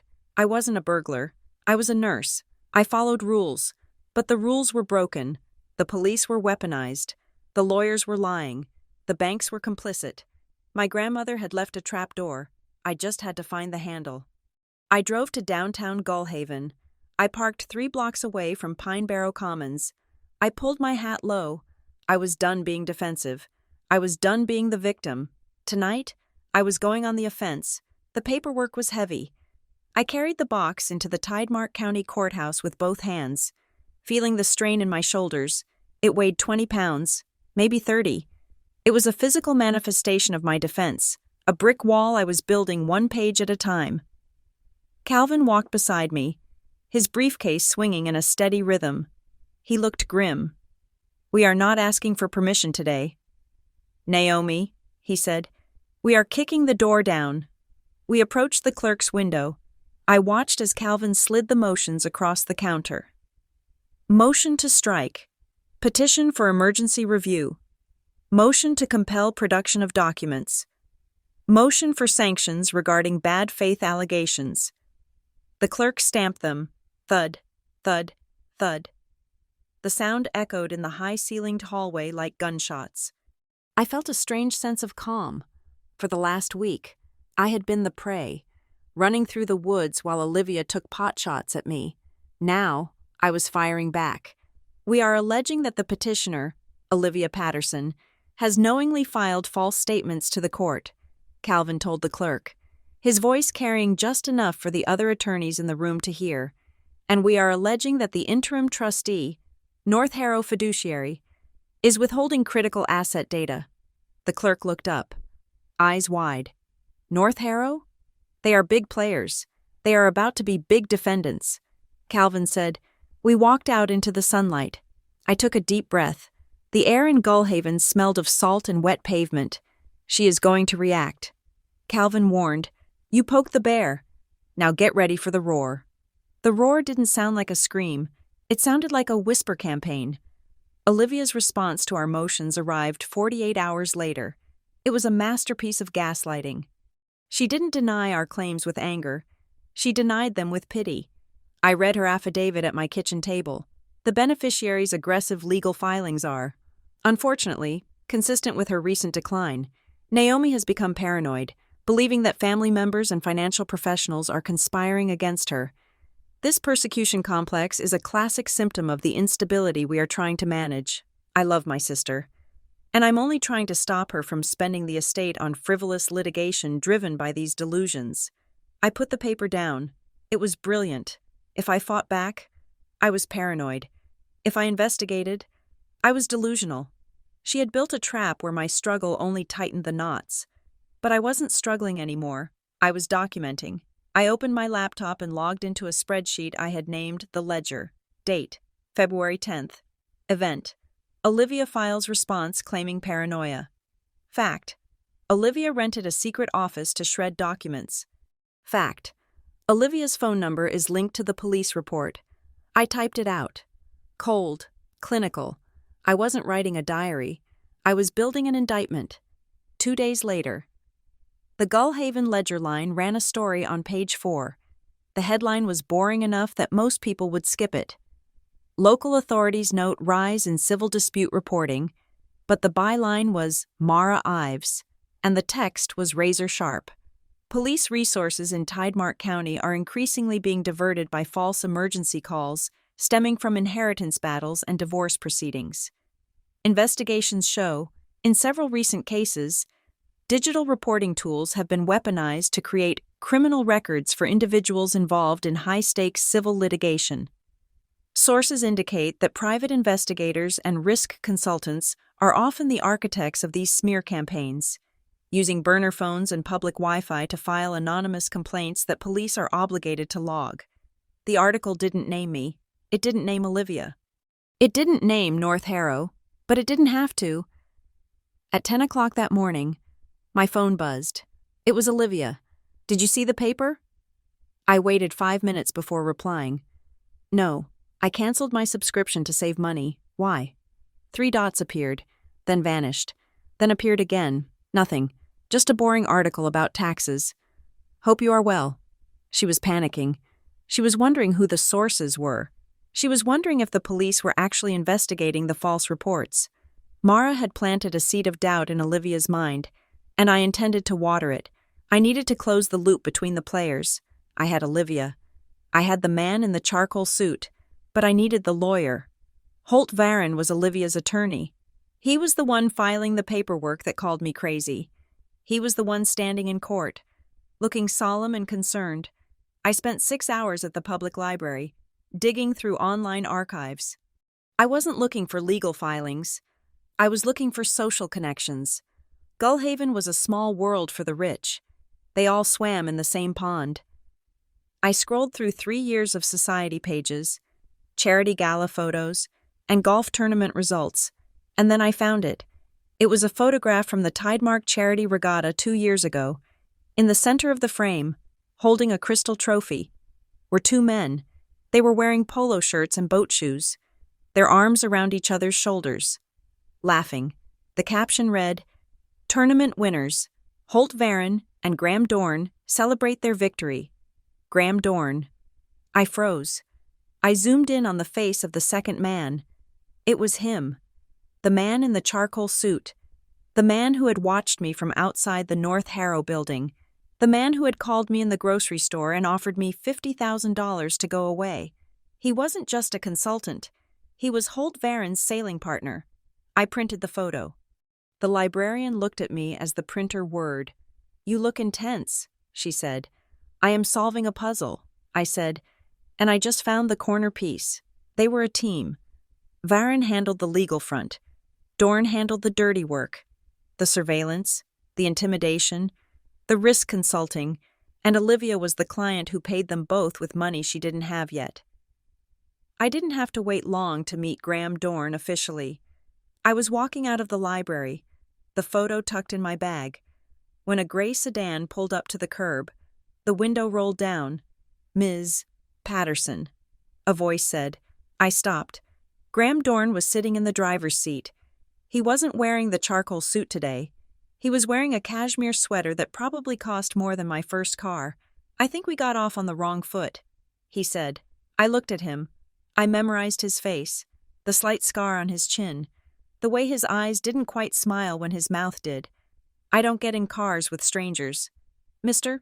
Dorn," I said. He chuckled. You know my name. That is good. You are resourceful. I respect that. He turned off the engine and got out. He stood on the sidewalk, keeping a respectful distance. He raised his hands to show he wasn't armed. I am not here to threaten you. Naomi, I am here to explain. Explain why you threatened my landlord? Or why you offered me a bribe? It wasn't a bribe, he said smoothly. It was an advance, and I wasn't threatening your landlord. I was conducting due diligence. He took a step closer. His voice dropped, becoming confidential. Look, I know you think I am the bad guy. I am a risk consultant. My job is to protect assets. Your grandmother, she built a substantial estate. She was terrified that it would be squandered. My grandmother trusted me. I said, "Did she?" Dorn asked. He tilted his head. Or did she love you? There is a difference. She loved you, but she knew you were soft. She knew you didn't have the head for finance. She was afraid you would blow through the money on bad investments or charity cases. He was rewriting her history. He was taking her caution and twisting it into contempt. She hired North Harrow to be the gatekeeper. Dorn lied. She wanted a professional buffer. Olivia understands that. She is willing to work within the structure. You are fighting it. And by fighting it, you are proving exactly why the structure is necessary. I stared at him. He believed it. Or at least, he was so good at the lie that he inhabited it completely. You are rewriting her will. I said, she left me half, unrestricted. And if you were stable, that would be fine, Dorn said. But the police reports, the job loss, the erratic behavior, the estate is a living thing. Naomi, it reacts to risk. Right now, you are the risk. I reached into my bag and pulled out the photo I had just printed. I held it up. Is that why you and Holt Varon go sailing together? I asked. Is that part of the risk assessment? Or is it just how you divide up the spoils? Dorn's expression didn't change, but his eyes went hard. The charm evaporated. You are playing a dangerous game, he said softly. You are looking for conspiracies where there are only professionals doing their jobs. I am looking for thieves, I said, and I think I found one. He looked at the photo, then at me. Be careful. Naomi, he said, the thing about digging for dirt is that eventually, the hole gets deep enough to bury you in. He got back in his car and drove away. I stood there, shaking. But it wasn't fear shaking, it was adrenaline. I had rattled him. I had shown him that I knew who he was. I needed to fix the dashcam gap. That missing 2 minutes was the anchor of their argument. As long as that footage was gone, it was my word against the police. I went to Harborwick. I didn't go to a Genius bar or a corporate repair center. I went to a place called Circuit Breakers, a small shop wedged between a pawn shop and a Thai takeout place. The windows were covered in barred grates. The owner was a 19-year-old kid named Leo, who had helped me recover photos from a water-damaged phone years ago. Leo took my phone and connected it to a laptop that looked like it had been built out of spare parts. You think you have malware? He asked, typing furiously. I think someone accessed my car through my phone. I said, my car app syncs with the dashcam. Leo frowned. That is hard to do. They would need physical access to the phone to install a rootkit, or you would have to download something really stupid. I haven't downloaded anything, and no one has touched my phone. He ran a diagnostic. Lines of green text scrolled down the black screen. He stopped typing. Whoa, what? You have a rat, he said. Remote access Trojan. It is buried deep in the system partition. It masquerades as a battery saver app. When was it installed? He checked the logs. December 24th, 7 o'clock in the evening, Christmas Eve. I closed my eyes, remembering. I had gone to Olivia's house for dinner. It was tense, but we were trying to be civil for the holidays. I had been in the kitchen, helping with the roast. Naomi, your battery is in the red. Olivia had said, let me plug it in for you in the office. I have the fast charger. I had given her my phone. She had taken it into the office where she kept her shredder and her secrets. She had been gone for 10 minutes. She installed it. I whispered, she didn't do it herself. Leo said, looking at the code, this is commercial-grade spyware. Costs about $500 a month. Someone sent her the link, or she plugged it into a computer that did the work. Can you prove it was used to wipe the camera? Leo nodded. The logs show a data packet sent to the car's IP address on the night you were stopped. It sent a command, flush buffer. It wiped the last 2 minutes of recording memory. Print it, I said.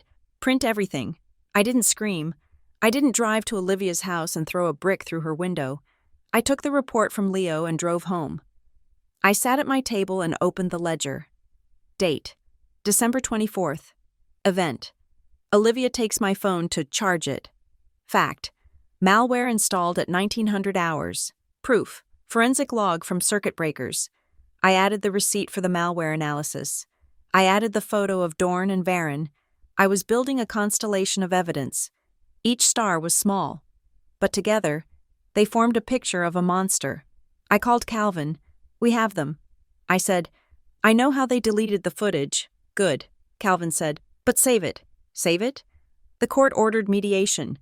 He said, mandatory before the hearing next week. We are going to sit down with Olivia and Varen tomorrow. Why? I don't want to mediate.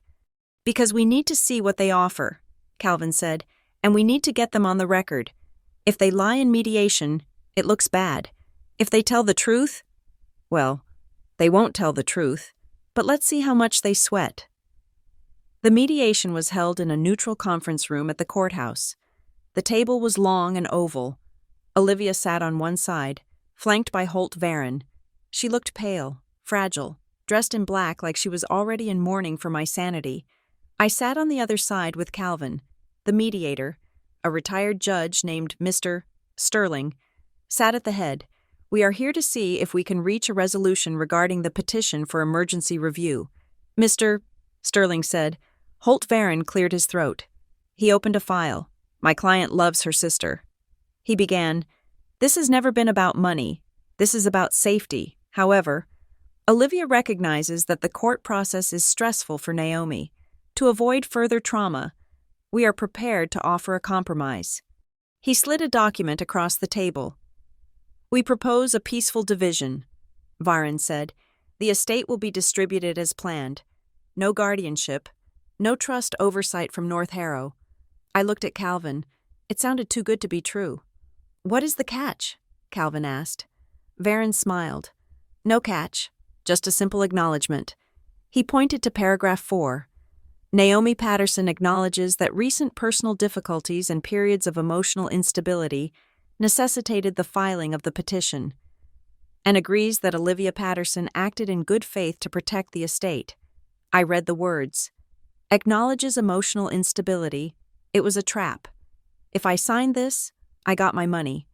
But I also created a permanent legal record admitting I was unstable. And the next time Olivia wanted something, she would pull this document out. See? She admitted it herself. She has a history. It was a landmine buried in a bouquet of flowers. No, I said. Olivia looked up, her eyes wide and wet with tears. Naomi, please, I just want this to be over. You want me to sign a confession. I said, I am not unstable. Olivia, I was targeted. Varen leaned forward.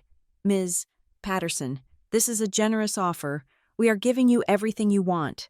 We just need to protect Olivia from future liability. If you refuse this, we go to court next week. And in court, we will present the police reports. We will present the witness statements. We will present the medical timeline. Present it, I said. Naomi. Olivia whispered, Don't do this. I looked at her, really looked at her. I saw the fear behind the performance. She needed me to sign this. She needed the paper trail to justify what she had done. I will not sign a lie, I said. I stood up. Calvin stood with me. We are done here, Calvin said. As we walked out, I looked back. Olivia wasn't crying anymore. She was staring at me with a look of pure, unadulterated hatred. And Holt Varen was on his phone, typing furiously. We had one loose end. Janice Pell, the woman who had signed the statement claiming I threatened to burn the house down. Mara Ives had found her address. Janice lived in a trailer park on the edge of town, near the highway. She ran a service called Pell's Errands, groceries. dry cleaning. Whatever rich people didn't want to do themselves. Calvin and I drove there in his car. It was raining again. We knocked on the metal door. A woman opened it. She was in her 50s, wearing a faded sweatshirt. She looked tired and nervous. "Janice Pell?" Calvin asked. "I am Calvin Rusk, attorney at law. This is Naomi Patterson." Her face went white. She tried to close the door, but Calvin put his hand on the frame, firmly. "We can talk here." "Ms. Pell," Calvin said, "or we can talk in court next week when I cross-examine you about your sworn statement. Perjury is a felony in Oregon. It carries a prison sentence of up to 5 years. She looked at him, then at me. Her hands were shaking. "I didn't mean to hurt anyone," she whispered. "Let us in," Calvin said. We sat at her small kitchen table. It was covered in coupons and lottery tickets. "Tell us about the statement." I said, "You said you heard me on the phone. You said I threatened to steal the assets. I thought it was true." She stammered. "Did you hear it?" I asked. "Did you actually see me?" She looked down at her hands. "No. Then why did you sign it?" "She hired me for errands," Janice said, her voice barely audible. "Mrs. Patterson, Olivia. She was nice. She gave me big tips. Then she told me her sister was in trouble. Drugs. She said you were dangerous and she needed to get control of the money to help you." She looked up, pleading. She wrote the statement. She said if I signed it, it would help you get into rehab. And she gave me $500. I needed to fix my heater. She bought your integrity for $500. I said, "I didn't know she was lying," Janice cried. "She seemed so worried." Calvin pulled a digital recorder from his pocket. He set it on the table. "Ms. Pell," Calvin said, "I am going to ask you to repeat that. We are recording this statement for legal purposes. You are admitting that the affidavit you signed was false and that you were paid by Olivia Patterson to sign it. Do you understand?" She nodded, tears streaming down her face. "Yes, I understand." Calvin pressed record. "State your name," he said. "Janice Pell." We got it. The confession was messy, interspersed with sniffing and excuses, but it was clear. The witness was bought. The evidence was fabricated. We walked out of the trailer park with the recording on a thumb drive. "That is the nail in the coffin," Calvin said. "We have the malware. We have the paid witness. We have the connection between Varon and Dorn. We are going to win." I said. Calvin stopped. He looked at the sky. "We are going to win the hearing," he said. "But they know that too. Varon isn't stupid.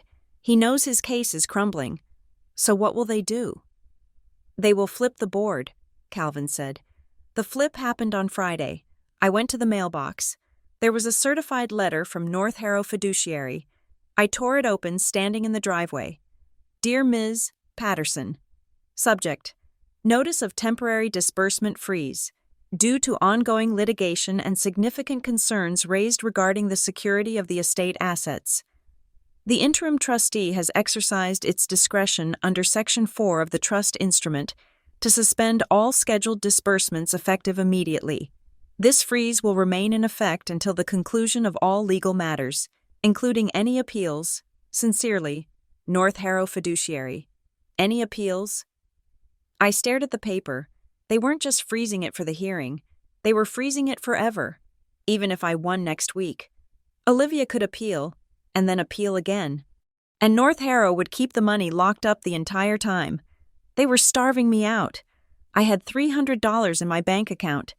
My rent was due in a week. I had no job. I had no car. They knew they couldn't win on the facts anymore. So they were going to win on endurance. They were going to wait until I was broke, hungry, and homeless, and then they would offer the $50,000 again. And this time, they thought I would take it. I walked inside. I felt a heavy, suffocating weight on my chest. I couldn't survive a 2-year appeal process. I couldn't even survive a 2-month appeal process. I looked at the ledger on my laptop. I looked at the evidence I had gathered. It wasn't enough to defend myself in probate court. Probate court was too slow. I needed to go over their heads. I needed to drop a bomb that they couldn't ignore. I picked up the phone and called Calvin. I got the letter. I said, "They froze the money." "I know," Calvin said. "I got a copy." "It is a siege tactic. Naomi, I can't wait them out." "Calvin, I will lose my house. We can file for an emergency allowance," he suggested, but he sounded doubtful. "No," I said, "I am done asking judges for permission. What are you going to do?" "I am going to file a complaint with the Oregon Financial Stewardship Board." I said. Calvin went silent. "That is the nuclear option. Naomi, if you bring the state regulators in, they freeze everything for real. They audit the whole firm. North Harrow will come after you with everything they have. They are already coming after me." I said, "If you do this, there is no settlement," Calvin warned. "There is no going back. You are declaring war on a billion-dollar firm. They declared war on me first." I said, "They helped my sister forge documents. They helped her hack my car. They are not a bank. Calvin, they are a criminal enterprise, and I'm going to burn them down." "Do it," Calvin said softly. I hung up. I sat down at my computer. I opened the website for the Oregon Financial Stewardship Board. "File a complaint." I started typing. Complainant: Naomi Patterson. Respondent: North Harrow Fiduciary. Nature of complaint: systemic fraud, elder abuse, and conspiracy to defraud beneficiaries. I attached the malware report. I attached the transcript of Janice Pell's confession. I attached the forged draft with the matching metadata. I attached the photo of Dorn and Varon, and then I wrote the narrative. I didn't write it like a victim. I wrote it like a witness to a crime. I am requesting an immediate emergency audit of the Patterson Trust and all associated accounts managed by North Harrow Fiduciary. I have evidence that the firm is actively colluding with a petitioner to fabricate evidence against a beneficiary in order to seize control of assets and conceal a hidden lien on real property. I read it over. My finger hovered over the submit button. This was it. Once I clicked this, I became a whistleblower. I became a target for a firm with infinite resources, but I remembered my grandmother's voice. Trust paperwork. This was the paperwork she would have wanted. I clicked submit. The screen flashed. Complaint received. Case number 889-202. I sat back in my chair.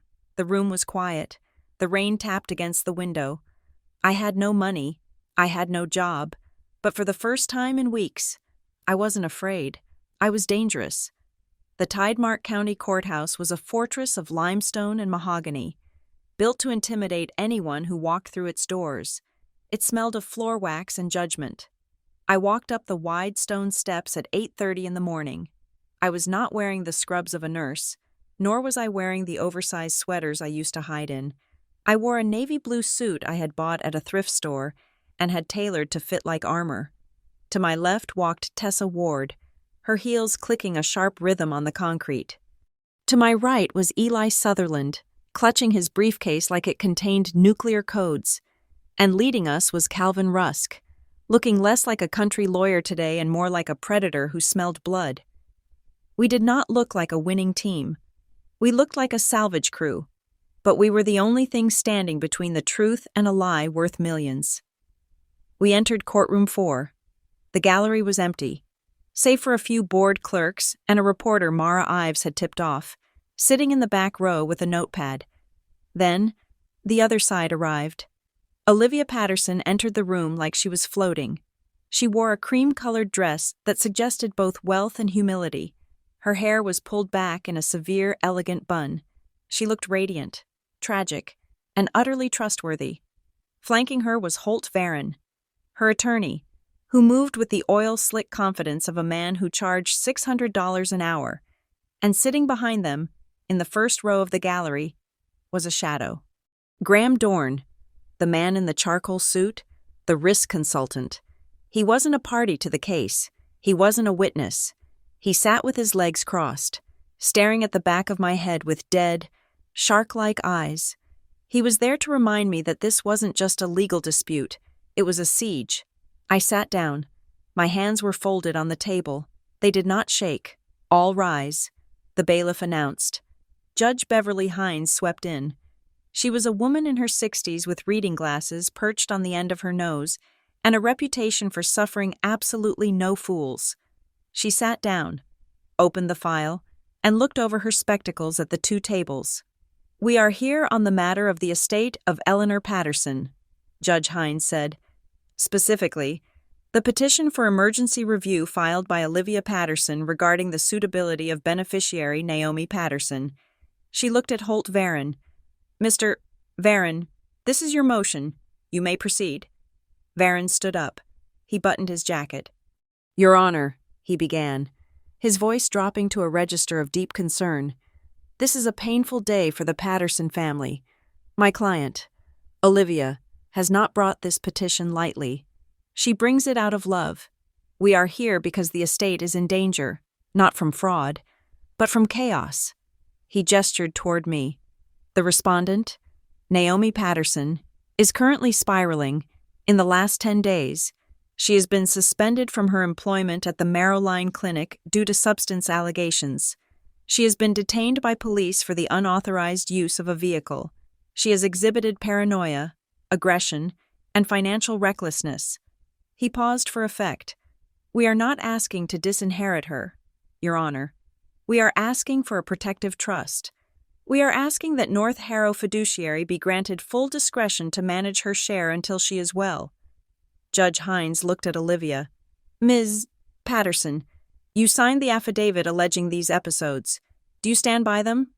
Olivia stood up. She touched her chest. "I do, Your Honor," she said softly. "It breaks my heart to say it. But Naomi has episodes. She disappears for days. She imagines people are following her. When I tried to help her with her car, she accused me of stealing it. It is erratic. I just want to make sure she has enough money for the care she needs." The judge narrowed her eyes. "Episodes? Can you be specific?" Olivia hesitated. "Just moods, Your Honor. Unpredictability. She calls people who aren't there. She spends money on things we can't account for. It was the imply, never prove tactic. She was painting a picture with smoke." Judge Hines turned to Calvin. "Mr. Rusk?" Calvin stood up. He didn't button his jacket. He leaned his knuckles on the table. "Your Honor," Calvin said, his voice booming in the quiet room. "Mr. Varon speaks of chaos. He speaks of paranoia, but chaos does not leave a digital footprint, and paranoia does not leave an IP address." Calvin picked up a document from our stack. "We move to dismiss this petition not because Naomi Patterson is sane, though she is, but because the evidence against her has been manufactured by the petitioner." Varon shot up. "Objection. That is a baseless accusation." "Is it?" Calvin asked. He walked to the center of the room. "Let us look at the timeline. Your Honor." He held up Exhibit A. "On February 10th, Olivia Patterson claims my client had a mental break and stole her own car. A police report was filed online. We subpoenaed the metadata for that report." Calvin walked to the judge's bench and handed the paper up. The report was not filed from Olivia's home, where she claims she was sleeping. It was filed at 7:30 in the evening from an IP address assigned to Pine Barrow Commons, specifically a private office rented by the petitioner. Judge Hines looked at the paper. She looked at Olivia. Calvin didn't stop. "And the stolen car?" "Your Honor, the police stopped my client because her vehicle was reported stolen." "But why did they stop her?" "Because her dashcam footage, which would have proven her compliance, was surgically deleted." He held up Exhibit B, the forensic report from circuit breakers. "This is a technical analysis of the respondent's vehicle system.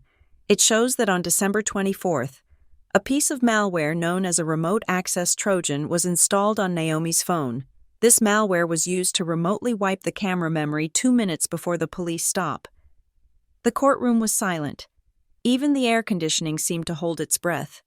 "And finally," Calvin said, dropping the last document on the table, "we have the supporting statement of Janice Pell, the witness who claimed my client threatened to burn down the house." He looked at Varon. "Ms.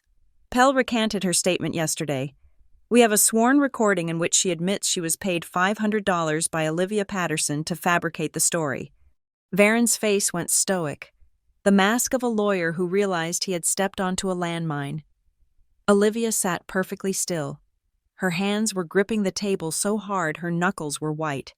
Judge Hines looked at the documents. She took a long time. She read the IP log. She read the malware report. She read the transcript of the confession. Then she looked at North Harrow's representative, Mr. Vance, who was sitting in the second row, trying to look invisible. "Mr. Vance?" the judge called out. "Mr." Vance stood up, smoothing his tie. "Yes, Your Honor. You are the interim trustee? We are acting in that capacity pending the court's ruling. Yes." The judge held up the trust document. "I have reviewed the trust instrument filed by your firm. It seems standard.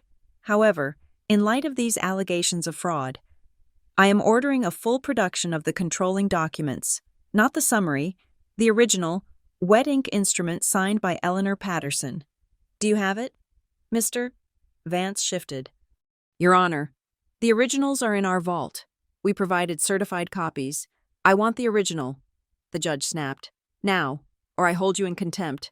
Mr." Vance looked at Graham Dorn. Dorn gave a microscopic nod. "Mr." Vance reached into his briefcase and pulled out a thick, bound document. He walked it up to the bench. Judge Hines put on her glasses. She flipped through the pages. She wasn't reading the boilerplate. She was looking for something specific. Eli Sutherland leaned over to me. "She found it," he whispered.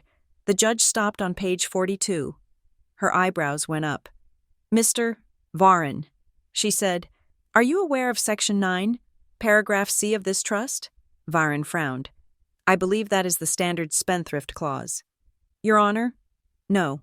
The judge said, "It is a conditional clause titled the integrity trigger." She read aloud.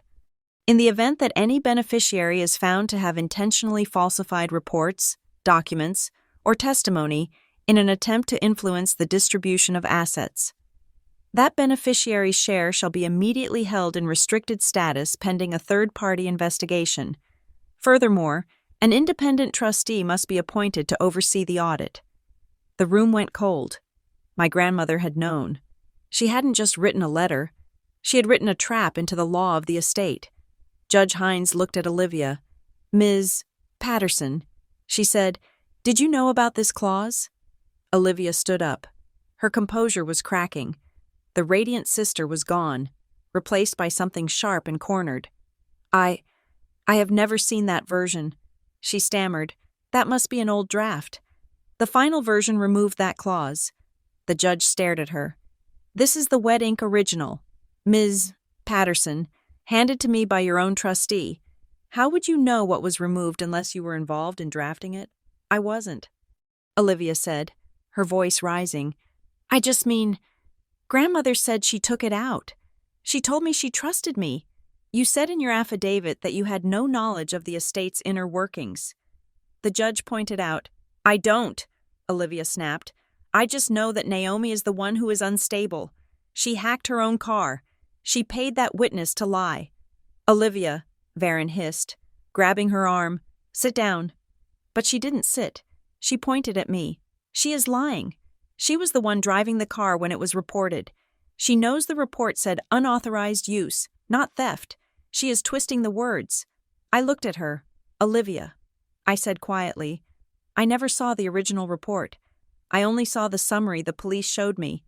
How do you know it said unauthorized use specifically?" Olivia froze. "The police summary just said stolen vehicle report. Only the person who filled out the online form would know the specific drop-down category was unauthorized use." She had slipped. It was a tiny detail, a nuance of bureaucracy, but it was fatal. Judge Hines slammed her gavel. "That is enough." The sound rang through the room like a bell. Based on the evidence presented, specifically the digital metadata linking the petitioner to the false police report and the admission of witness tampering, I am granting the respondent's motion to dismiss the petition for emergency review. I let out a breath I had been holding for 3 weeks. However, the judge continued, her voice hard, given the activation of the integrity trigger clause in the trust and the serious allegations of fraud on both sides, I am ordering the immediate suspension of North Harrow fiduciary as trustee. Mr. Vance gasped. "Your Honor, you can't—" "I just did," the judge said. "I am appointing a temporary independent trustee from the court's panel. They will conduct a forensic audit of all estate assets, including the alleged lien on the Lake Bracken property. She looked at Olivia. And Mrs. Patterson? I am referring the evidence of the false police report and the witness tampering to the district attorney's office for potential criminal investigation. Olivia slumped into her chair. She looked like a marionette whose strings had been cut. The court is adjourned, the judge said. She stood up and walked out. I sat there for a moment. I didn't cheer. I didn't high-five Calvin. I just felt the weight lift off my chest, replaced by a deep, aching exhaustion. We did it, Tessa whispered, squeezing my hand. We stopped them. I said, for now. We gathered our papers. The box felt lighter on the way out. We walked out of the courtroom and into the hallway. The other side was there. Holt Varon was packing his briefcase furiously, ignoring his client. Graham Dorn was gone. He had vanished the moment the judge mentioned the district attorney, but Olivia was standing by the window, looking out at the rain. She turned as I approached. She didn't look destroyed. She didn't look terrified of the district attorney. She looked calm, cold. She smoothed her dress. You think you won, she said. Her voice was low, steady. I stopped. I didn't win. Olivia, I just didn't lose. She smiled. It was a small, pitying smile. The independent trustee will take months, she said. The audit will take a year. You have no job. You have no money. You have a beat-up car and a rental you can't afford. I will manage. I said, will you? She asked. And Graham isn't gone. Naomi, he is just expensive. You think a little judge in Tidemark County scares people like that? She stepped closer. Grandma didn't protect you, she whispered. She just made the game longer, and you are going to run out of breath before I run out of hate. She turned and walked away, her heels clicking on the marble. I watched her go. She was right. She wasn't scared. She was calculating. She was already planning the appeal, the delay, the next trap. But she was wrong about one thing. I wasn't running out of breath. I was just learning how to breathe underwater. I said goodbye to Tessa and Eli in the parking lot. Calvin promised to handle the transition to the new trustee. I got into my car. I didn't go home. I had one more piece of the puzzle. When I had reviewed the documents the night before, preparing for court, I had gone back to the sealed envelope from the storage unit. I had read my grandmother's letter a dozen times. Find Eli Sutherland. But last night, under the harsh light of my desk lamp, I had noticed something. The paper felt thick. I had rubbed the corner between my thumb and forefinger. It had separated. It wasn't one sheet of heavy cardstock. It was 2 sheets of thin linen paper, pressed together by time and humidity. I had peeled them apart. Behind the letter to me was a second, smaller note. Seabright Savings Cooperative, Box 102. Seabright Savings was a small credit union near the docks. My grandmother had never banked there. She used the big national banks. I looked at the clock on my dashboard. 3:30. The bank closed at 4. I drove. The rain was stopping, leaving the sky a bruised purple. I parked in front of the credit union. It was a small brick building that looked like it hadn't changed since 1950. I walked in. The teller was an older woman with bright red lipstick. Can I help you? Hun? I have a key. I said. I pulled the small brass key from my keychain. The one that was on the ring with the storage unit key. The one I had never identified. I hoped it fit. Box 102? She asked. I nodded. She led me into the vault. It smelled of cold metal and old currency. She unlocked the box. She slid the long metal drawer out and set it on the table. I will give you some privacy, she said. I stood alone in the vault. I opened the lid. The box was almost empty. There was no cash. There were no diamonds. There was a single iron key, heavy and rusted. And there was a folded map. I unfolded it. It was a hand-drawn map of the area around Lake Bracken, the lakefront property, the one Olivia was so desperate to sell, the one with the hidden lien. A red X was marked on a spot deep in the woods, miles from the main cabin, and there was a note, written in my grandmother's shaky hand. Naomi, the money is a shield, but the truth is a sword. Olivia is the way she is because she is afraid. She has been afraid since she was 17. I covered it up. I paid the price. And now, you are paying it too. If you ever need to know why she became like this, go there, the cabin in the woods. Use the key. I stared at the note. She's been afraid since she was 17. I thought about Olivia, the control, the manipulation, the desperate need to sanitize the world, to control the narrative, to lock everything away in a trust or a file. I thought she was greedy. I thought she was cruel. But Grandma said she was afraid. What happened when she was 17? I was 5 years old then. I remembered nothing except that Olivia had gone away to summer camp for 3 months and came back different. Harder. I picked up the iron key. It was cold in my hand. The lawsuit was over. The estate was safe for now. But the story wasn't over. Olivia had said she wouldn't stop. She said I would run out of breath. I closed the box. I put the key in my pocket. I wasn't going to run. I was going to the cabin. I was going to find out what was buried in the woods at Lake Bracken. I was going to find the ghost that had been haunting my sister for 20 years. And when I found it, I wasn't going to hide it. I was going to use it. I walked out of the bank and into the cool evening air. The sun was finally breaking through the clouds, casting a golden light on the wet pavement. I got into my car and turned the key. The engine roared to life. I turned onto the highway, but I didn't turn toward home. I turned north, toward the lake, toward the woods. The road stretched out before me, long and winding and full of shadows. I put the car in drive. Thank you for listening to Police Pulled Me Over with Guns Drawn. My sister reported my car stolen to steal my inheritance. This story of betrayal, legal warfare, and family secrets has been a journey, and I hope you felt every twist and turn alongside Naomi. The fight for justice is rarely a straight line. And sometimes the biggest battles are fought with paperwork, not weapons. I would love to know where you are tuning in from today. Please leave a comment below sharing your city or country. It is always amazing to see how far these stories travel. If you enjoyed this series and want to hear more tales of revenge, resilience, and the dark side of human nature, please make sure to subscribe to the Revenge Stories channel. And finally, I want to hear your thoughts. Do you think Naomi should go to the cabin? What do you think Olivia is hiding in the woods? Share your theories in the comments in English. Until next time, keep your records straight and trust the paperwork.